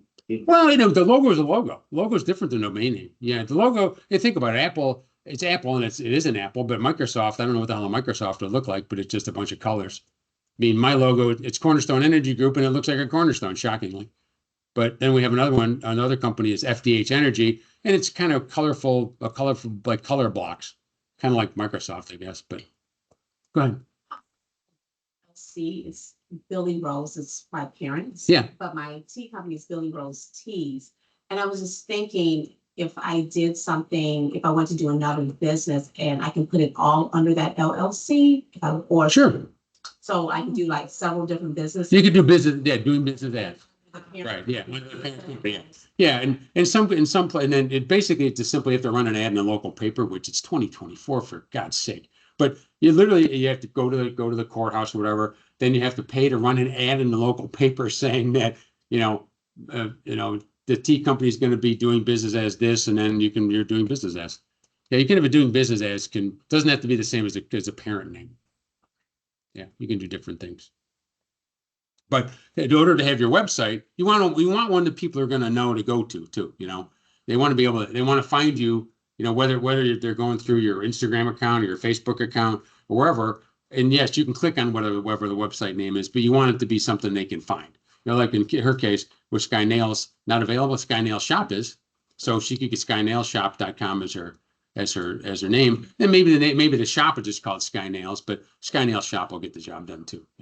And now that the key for her, even though she's gone now, the key then would be when you build your website, the people who build it, they need to know that they need to drive people to SkyNailShop.com. Behind the curtain, there's all the search engine optimization, SEO. We'll talk about that in the marketing piece. That's what drives people to you. That's how you pop up on a Google page. You can have a website and never be found in Google because your search engine optimization isn't good enough. It isn't telling Google to find you. That's why there are professionals who work in SEO, the web designers primarily, who they'll ask you questions like, okay, what are the keywords in your business? How are people going to find you? And that's where search engine optimization comes in. Because if they type in etiquette, they want to find you. They want them to find you, right? So your search engine optimization is going to have to be set up to find you. And that's where having somebody good at web design is critical. Okay, so before this class now, you gotta help me for this because I wanna make sure I'm not losing my money. Yeah, I don't want you to lose your money I anyway. wanna make sure you check me, you find me. Okay. Okay. Now, on a related note, you oftentimes when you go to say you go and type in, I want to get an LLC, first thing that's going to pop up is an ad to have somebody do it for you. There's nothing wrong with that, but it might cost you $285 or $250 or $300 for have them do it for you. Or I'm just talking about just getting an LLC. But if you want to get the LLC yourself, you can just go to the Illinois Secretary of State and it's $150 and it's one piece of paper. Now you have to file the paper and you got to keep track of it, or you can hire somebody to do it for you. It's doesn't matter to me which way you do it, but you want to make sure that it gets done. Now for the 285, are you just getting an LLC or are they doing other things? They register in the state of Illinois and federal, but they're doing the website, they're doing the find us, about us. Oh, okay. Well, that's it. Geez, that's We're gonna work in the. for 285. Yeah, they're underpriced. They're not charging you enough, but don't tell them that. We'll talk about it after. We work really hard to get this, but Yeah. I need only 4-page web. Yeah. So you need a real basic website. And there is page, and page gonna say Yeah. donation. Yeah. We're gonna have bank information. You're gonna have an e-commerce. It's gonna be an e-commerce site. Yeah. Okay. We do a Zoom meeting Friday, but Okay. I wanted to look. And everyone find me, China. Right. You gotta. everywhere. Exactly. But that's where search engine optimization is critical because they want to find you. For whatever it is you're doing. Fatina tells a story about there's an HVAC contractor in the Sherwood area, and she was looking for somebody to do work for her house, and she typed in HVAC. This guy popped up, number one. So she ended up hiring him. And this was years ago. She actually sold the business now. He still pops up. If you type him in, he's still popping up. So somebody's doing a great job with this website because it keeps popping up. If I type me in, I have to get about I almost have to get all the way to energygroup.com before I pop up because I'll be honest with you, I don't get a lot of business off of the web. It's usually me going out. But if you're going to get business off of the web and you can't be found, you're not getting any business off the web. And that's where hiring the right people and getting the right search engine optimization is going to be critical. But you can't do that until you have a domain name. So that's why we kind of go through these steps. And I'm very angry that I have that business entity search didn't come up right. The Google business also is a great tool to start. Yeah. When you're doing, and then almost kind of using it like an Instagram or Facebook, because when you do, then you'll get the algorithm will help promote you higher up on the Google search also. Yeah, that's a great way Google Ads is another way to go about it. We're trying to actually one of our marketing professors has taken a few of our clients on as class projects in our marketing class to have the kids do a Google Ads campaign to experiment with things to see how to get business driven that way. I did Google Ads once years ago, but I did a poor job probably at setting up the parameters, and so I didn't get any business. So you need to work with people who know what they're doing if you don't know yourself. Now you can, and that's also not another good reason to talk to people in the Chamber of Commerce because somebody in there is doing it right. Or there may be somebody in the Chamber of Commerce that actually does it that could work with you. So talking to more human beings, networking is always a good thing. Yep. Talk to people. Now, there's other things you might have to get involved with. Trademarking, the doing business as, that doesn't provide legal protection, but, it might be required depending on what state you're in. Here, it isn't required. But if you want to have a separate entity called doing business as, we actually have a client that's buying an older business, and the name of the business isn't exactly what they want to do business as, but they bought the business, and now they're going to do business as a slightly different name. But the business is still in the name of the old entity. So, it's not required. If you're starting a fresh one right out of the box, you might want to just go with the one you want, but like in your case, you're there's an existing one that you're sort of taking over or. Okay. So my tea company, but then if I wanted to leave it open if I wanted to expand and do something else. Okay. Because I'm starting with the idea of doing like maybe children's books or something. Oh yeah, you could take it, or you could even take the names and call it books, or you could also start some different things under it. But yeah, if you're starting, just go ahead.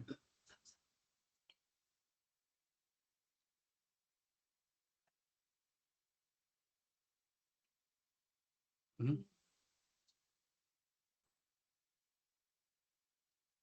Yeah. In a way, being able to, tax purposes and things like that, but then I don't necessarily want to promote it more because I don't want at this time, like, to generate more publicity for it yet, right? But in the future, eventually I would, but I want to try to do more of like the podcast part of it, or just for my mind, sake, as far as like organization. I had thought, okay, well, if I have like an LLC that's just, let's just say my last name, Ramirez. Mhm. And then under that, would, does it have to have Ramirez in it for? No, it could be Ramirez doing business as the Hair Podcast. Ramirez doing business as, Okay. Hair Biz, There, but again, it's all paperwork that needs to be completed at, to your local. Or, like what? No, it's still, anything is, it's still gonna be, you're just doing business as that. So that money, that you'll still have a bank account that says, Ramirez. And Right. so this one's doing business as this one. Now, if you want to try to, and that's probably an excellent question for the accountant. Do I need to separate these out as separate revenue streams? Now, since this one's doing business, I have Ramirez is doing business as this over here and doing business as this over here. Right. Can all that money just go into Ramirez? Or do I need to make different pots? And I don't know the answer to that question. I'll see if I can find out. But those are the things I always ask my accountant, or I always ask my lawyer before I There's gonna screw it be up. now corporation, incorporation. Right. On it, some of money come to you, or some of the money goes to another part of the. Right. You don't want, that's where, money is, the commingling money, always bad, but we're going to talk more about money too. But you want to make sure that you're always protected. And so I'm a big proponent, just ask a question, if you don't know, ask the question. And so also, and I talk, lawyers, if we do one-on-one consulting, we'll tell you, you get a lawyer involved. We have a number of lawyers. Actually, every lawyer will meet with you, talk about your business without charging you, just to kind of get a feel. You can get a feel for them. They can get a feel for you. We have a few that work with our clients that one will give a half hour, no cost consultation, one will give an hour. You can kind of talk some of these issues through without having to hire somebody, but kind of having somebody on the back burner when everything goes to hell, you want to go looking for a lawyer. Be nice to have kind of one you are aware of and who knows you and knows your business. Like in our case, we actually have our lawyer ends up being, when you go through the LLC thing, which I could have get moving, but you have to have a registered agent for your LLC. And so it can be you, but then your address is going to be published, everywhere. And then, but if you have a registered agent, like a lawyer, an accountant that agrees to do it for you, probably for a small fee, then, they'll get all your mail, and then they'll make sure that anything important gets to you, but you can be your own registered agent too. But, now getting into legal structure, boy. So there's a lot of things you can be. You can be a sole proprietor. You can be a partnership. You can be an LLC. You can be a corporation. Corporation one, I'm not going to go into real depth, but a sole proprietor, you're easy to establish, don't really cost much. And if you just want to try some kind of low risk idea, or you're just making some cakes for your friends, you don't have to necessarily form an LLC. You can be a sole proprietor. The problem is that your personal assets and liabilities aren't separate. It's all under one. It's all going in Betty's checking account. And also, you don't have the liability is all Betty, right? If somebody gets sick on one of her cakes, they're suing Betty. They're not suing their company. There's no protection from this. Everything is on you. You're, as a sole proprietor, they're coming after you personally. And for high risk industries, no. You want to make sure you have some type of protection. Partnerships, again, it's an easy structure for two or more people. It can potentially, that's a key word. And profits pass through your personal taxes. Disadvantages, if somebody leaves, a lot of people don't want to finance partnerships because, again, it's limited liability, and the banks want to make sure that there's more than just limited liability. And a partnership can't keep the profits of the business. So if you want to keep equity in the business, a partnership can't do that. So that might be troublesome. Now, I would say this is the 800-pound gorilla in in the company, in the corporate, setup world these days, the LLC, the limited liability corporation. It separates your personal and business assets. So now, the corner, you have, if you have John's Hot Dog Shop LLC, well, now John's Hot Dog Shop's going to get sued. If somebody gets sick on a hot dog, and John's Hot Dog Shop is going to have commercial insurance, it's going to protect him. Now, as my lawyer said, if people want to bad enough, can they pierce the corporate veil? Can they get to the business owner if they try hard enough? The answer is yes. If they want you bad enough, they'll get you. But having an LLC or a corporation at least gives you that arm's length distance. Also makes banks happier because now the corporation is liable and not the human being in this case. If you're going to start a business, I would say this is the best way to do it. Now, there's more administrative work. It's like a piece of paper, but yes, technically it's more administrative work. Even every year you had to file a piece of paper, but it's not a big deal. It is possible that LLC would have to be dissolved if one of the LLC members wants out, but that's another thing I would worry about that when the time comes. I wouldn't worry about it right at the get-go. But this is the thing that most people use these days. Now, I know others are. I'm only going to talk about S Corp. C Corp is for like a big corporation. That's where you have many shareholders and lots of stuff going on. And S Corp, both my companies are S Corps because I'm old, and that was the hot setup when I started. And we'll talk about those in a minute. B Corps and not for profits. Obviously, you're more not for profit as you. B Corp. We'll talk about that very briefly. So sole proprietorship, we talked about it. One person, unlimited personal liability, so they can take your house, your car, your children, your children's assets, everything. And that might be one way. If you're sick of them, maybe they just take it from you. You have to pay a self-employment tax and a personal tax. Partnerships, whole other thing again. Self-employment tax, except for limited partners, and personal taxes.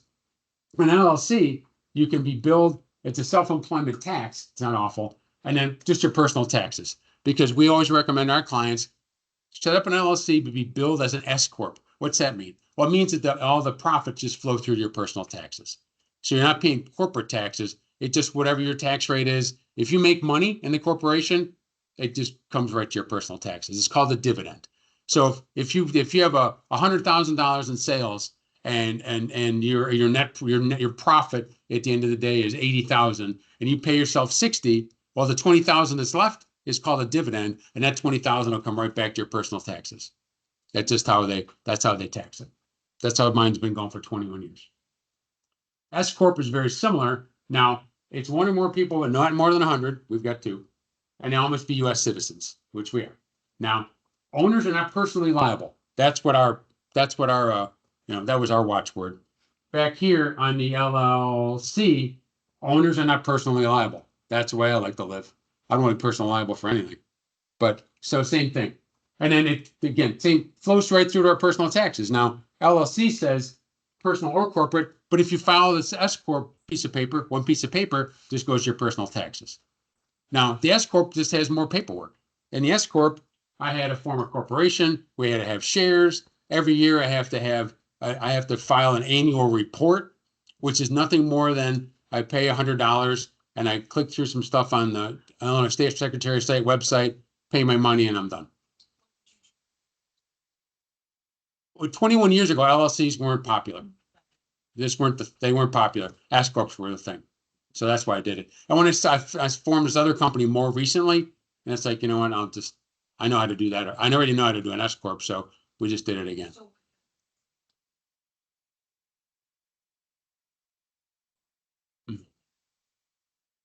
No. The grants are going to come to whatever legal structure it is.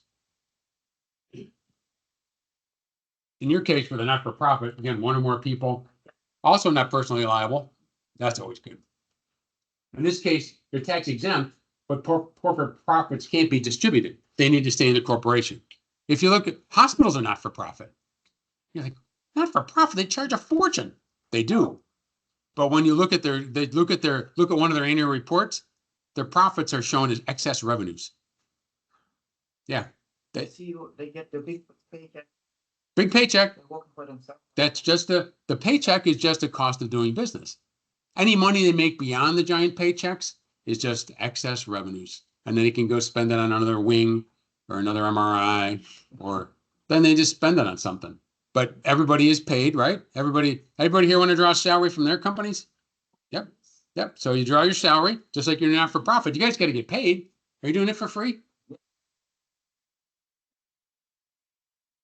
Right. I don't want to mess up the classes. I'm learning what I need. Right. I don't want to. Yeah. So a corporation is just it's another corporation, but in this case, it's tax exempt, which is good. But then you can't distribute the profits to all the people in the corporation. The profits have to stay in the company to be reinvested. You know, create another sunscreen. Maybe be able to serve more people then, because we made a lot of money. Great, we can serve more people now.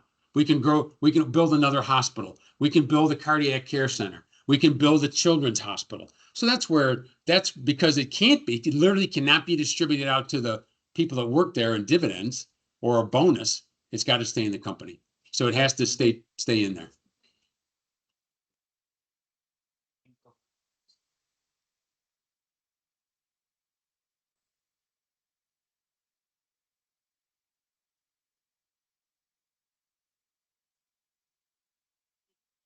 In your plan or whatever, it can't be because you want to increase the income for the people that are working it. Grants are always very specific. Now, for instance, let's say we won a grant recently. We're still waiting for it to come through. It's going to be for X dollars, right? But also as part of that grant, we know we have to hire people to implement the grant. Well, we got to pay the people. So yes, some of that grant money is going to be for the people. But when you apply for a grant, let's say you get a $10,000 grant, you win a women-owned business grant for $10,000 so you can grow your business. We can take that money and expand the business. You can hire another person, but no, it's never intended so that person can just take $10,000 and put it in their pocket. The grant is always very specific about what it's to be used for. Like our grant's going to be our grant that, you know, again, assuming we get it, our grant is to help the same structure we're doing here, but to help clean energy businesses specifically. People that are working only in clean energy. People that are trying to, and also it's specific to the type of people we can work with, because they're trying to promote clean energy and they're trying to promote businesses in disadvantaged communities. So we're going to be helping businesses grow in a specific community in a specific type of business, because that's what the grant's for. So that's the only way we can spend it. So grants are very specific. You can't just take the grant and go, whoop, That's why new jet for me. Does that help? And then some grants, like if you win a grant that's just a women-owned business grant, it's $10,000 for you so you can build your business. If it's not really laid out any more than that, well, then take the $10,000 and do what you want with it. Yeah.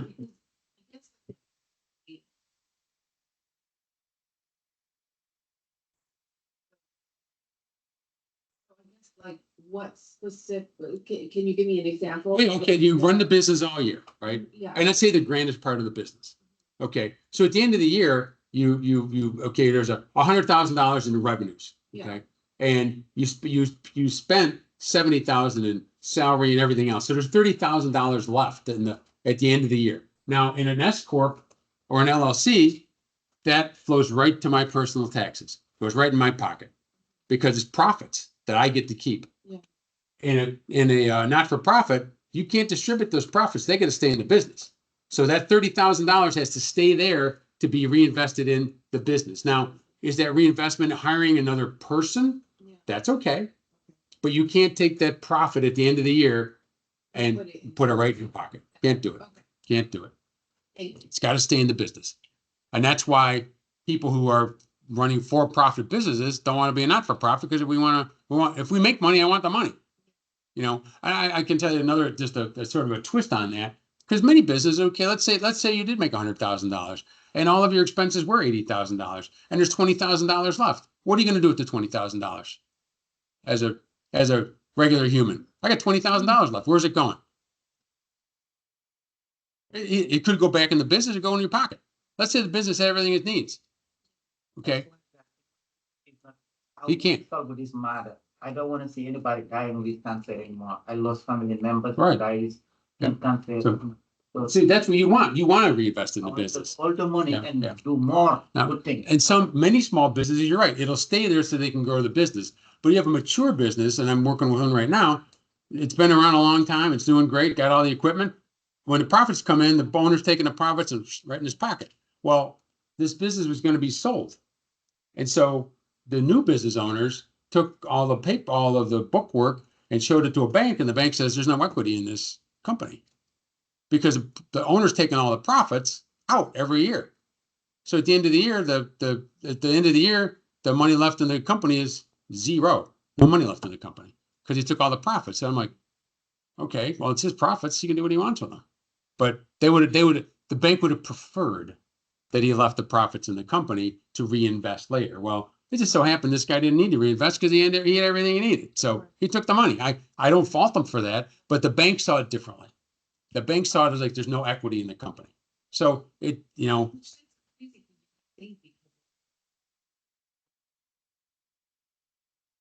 right. That banks don't think like that. Banks are something else. And that's why we always want you to go with a local bank you can talk to a human. We want you to even talk to multiple banks, find one you're comfortable with, because every bank has a different approach too. Some have a very like, check this box, this box, this box, and this box, and you might get along. Other banks will go, you know what? Let's talk about it. Tell me about your business. What do you got going on there? They want it's a little more holistic. They'll have a conversation. Like, yeah, I've been taking $20,000 every year because it's my money. So we are making money. Yep. I can show you my cash flows. I'm making money. I want to borrow money, but I'm making money. And they're like, oh, okay, now I get it. But if they're just looking at look at the bank statement, they'll say there's no equity. But if you go back and have a conversation and say, yes, I'm taking the money out every year and I'm buying a new car, I'm buying a boat, I'm buying whatever, it's your money, but some don't want to talk. They just want to look at the paperwork. Others will have a conversation. And that's why it's so important to try to find somebody that will be willing to work with you.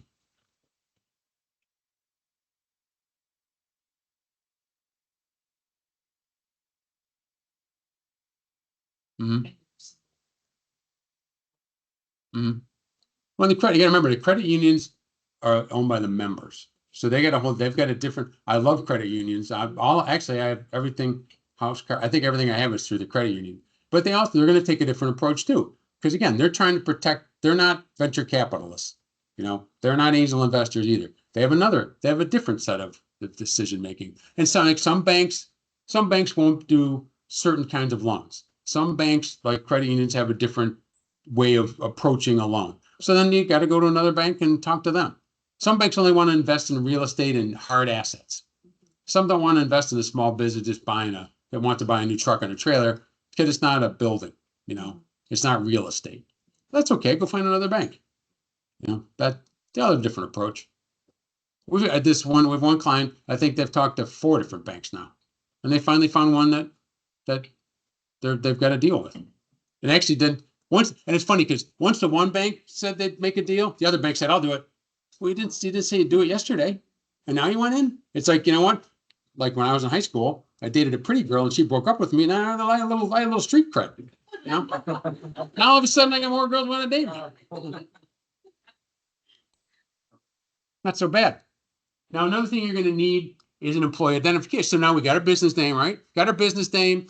We went and got our LLC. Maybe got a fancy domain name. Doesn't critical at this stage. But one thing you're going to have is an employer identification number, an EIN. It's also a tax ID number. You have to have that to open a bank account. So get your LLC, get your EIN. Now you can open a bank account. Hooray, you own a business. You'd be amazed how many people say, oh, you own your own business. I think that's right. My helicopter's parked right outside. Yeah. No, owning a business is just a reason to not have any money for the most part. It's like having a pool, I think what my buddy say? No, it was boat. Bust out another 1,000. That's what the boat stands for.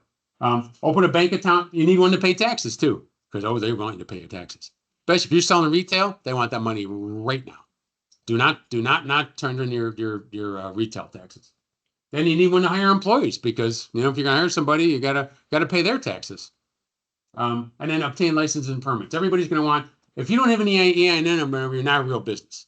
You gotta have an EIN number to be a real business. Because when you go to the bank, they're going to say, what's your EIN, what's your tax ID number so I can open your account? This in theory will take us to that, although it might take us to a McDonald's website. I'm not sure if I did all of these right. So there it is. There you can go and you can apply for an employee identification number. It's not hard to do. One EIN per responsible party, and then you can apply online right there. So you click on that. There's an application. It's not. I always say okay to the government, and then at the EIN assistant, you click on the application, and away you go. So then you got to click on all the right things. Follow them all. Don't leave anything out, because you don't want to.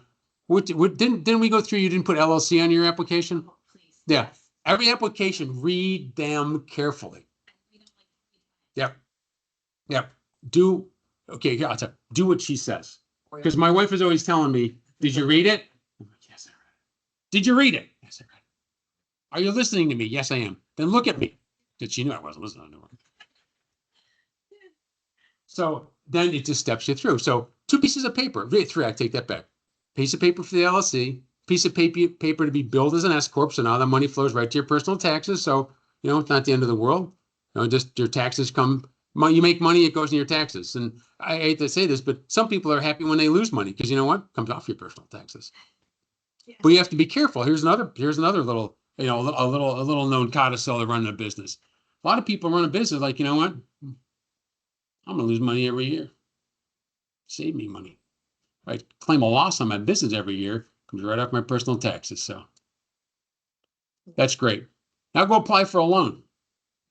Guess what? Let me see your last 5 years of taxes, 2 years of taxes. I want a loan. Look at I'm bringing in $1 million in a year. And it says here you're losing 500,000. I'm not really. That's like, says here you're losing 500,000.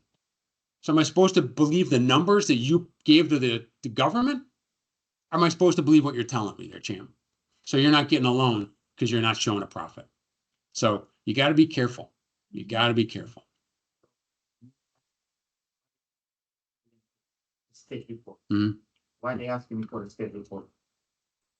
Who's asking for a state report? The The federal government? Attorney General. Oh, the attorney. I do whatever he says. If I don't give it by the 30, I'm gonna pay $100 fee.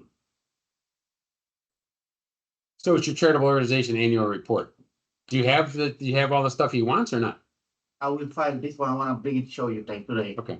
Yeah, it's, you know what? The government wants a lot of paperwork. I just do whatever they say and I do it quickly. My son I told you about this last week, but my son had an LLC a few years ago and, reminds me, I got to follow up with him on that. Had an LLC a few years ago, accountant filed all this paper, filed his taxes and everything for it. A few days ago, we get a letter in the mail because he was living at home then. And it's a letter from the IRS. And I'm like, son of a. So I opened it up because he lived somewhere else now. And I read it and it said that, oh, we looked at your 2020 taxes. I'm like, well, thanks for getting right around to that. And it said, and you filed them as you filed them as an S corp, but we don't have an S corp paperwork on file saying that your LLC wanted to be billed as an S corp or be taxed as an S corp. So the accountant apparently never filed the paperwork.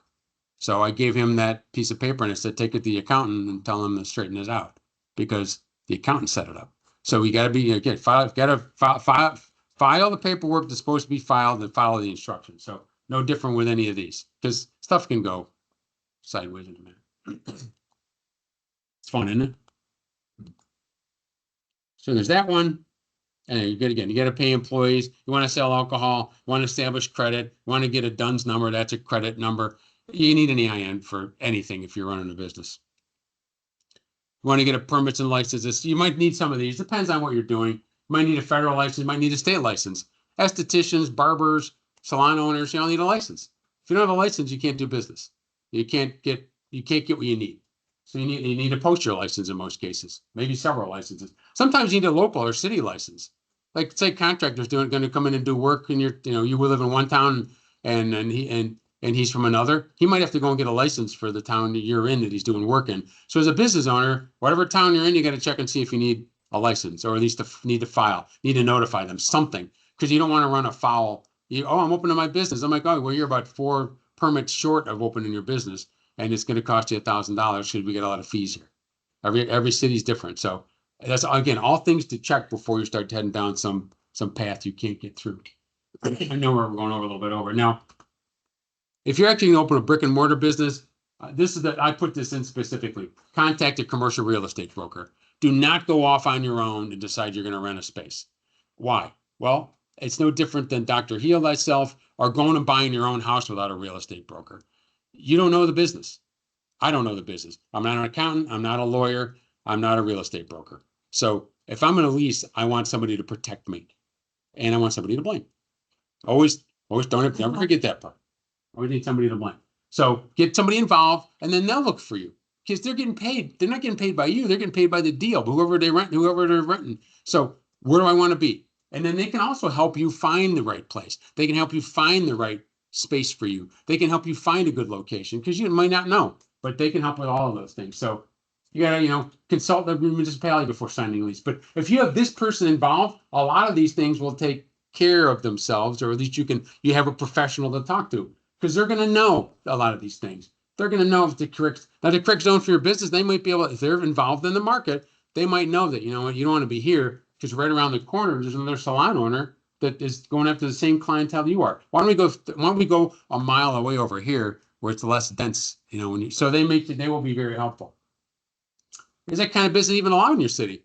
The young lady is a tattoo artist. Either they won't let a tattoo artist in at all, or a lot of towns will say you can be a tattoo artist, but you have to be over there in the industrial part of town.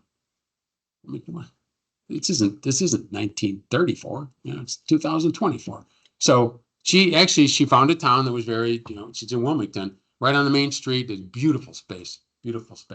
But they welcomed her. They didn't. Now the interesting thing is they're using all of the code she has to follow. They just basically said we're going to do whatever the state says to do. They don't have any local codes. It's whatever the state. They just basically cut and paste, and that's their code. Then she'll also be able to say what issues exist at that location. And I've got clients that they find the space and they find all kinds of issues in the space. Well, this person can help you work through those issues. Now you're not trying to fight with the owner. And do you know all the codes? I do not. This person can help with that. So I'm not a commercial real estate agent, but I would strongly recommend it. Now, once you get a business plan, so again, be thinking, jot some stuff down. Again, I'm not collecting them at the end of this. If you end up having a meeting with one of our advisors, certainly they'll talk through this, but it's a working document. It's for you. It's for you guys to work on. It's for you guys to think about and plan as you go forward with all of this stuff. So obviously, and if you need help, you can always reach out to us. You can reach out to Leda. Are you working with Leda? I think, didn't you see you're working with Leda?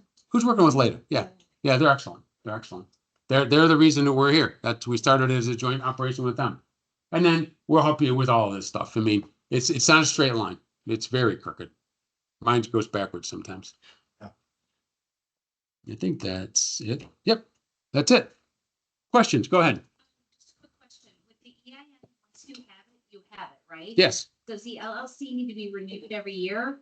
Yeah, you're gonna file paperwork. You're gonna have to. There's always paperwork to file for the LLC. Yes, you have to. They'll reach out to you and say it's time for your whatever it is. EIN just goes on forever. Yeah. It's always paperwork. There's a fee for it. Yep. Which I didn't know that there. Yeah. And then when. Well, and if you don't do it, you remember saw that said dissolved. Yeah, They'll dissolve you. yeah, Yeah, you don't want to be dissolved. That's awful. yeah. Oh, sure. Well, that's when I thought it was junk mail. Yeah. Honestly, that's why and then afterwards I was like, I wonder if that was For the real. gym. Right. And then I kind of started looking and then it did say dissolved, Yeah. but it was fine because then I didn't want the That name anymore? of it, but I didn't know that I could just change it either. Yeah. So, Yeah, you can file another piece of paper to change your LLC name. yeah, and I didn't know that I could do that, but I'm like, Yeah, there's a lot of pieces of paper. you'll live and you'll learn. All right. Yeah, All right, I'm gonna end our online session here. I think.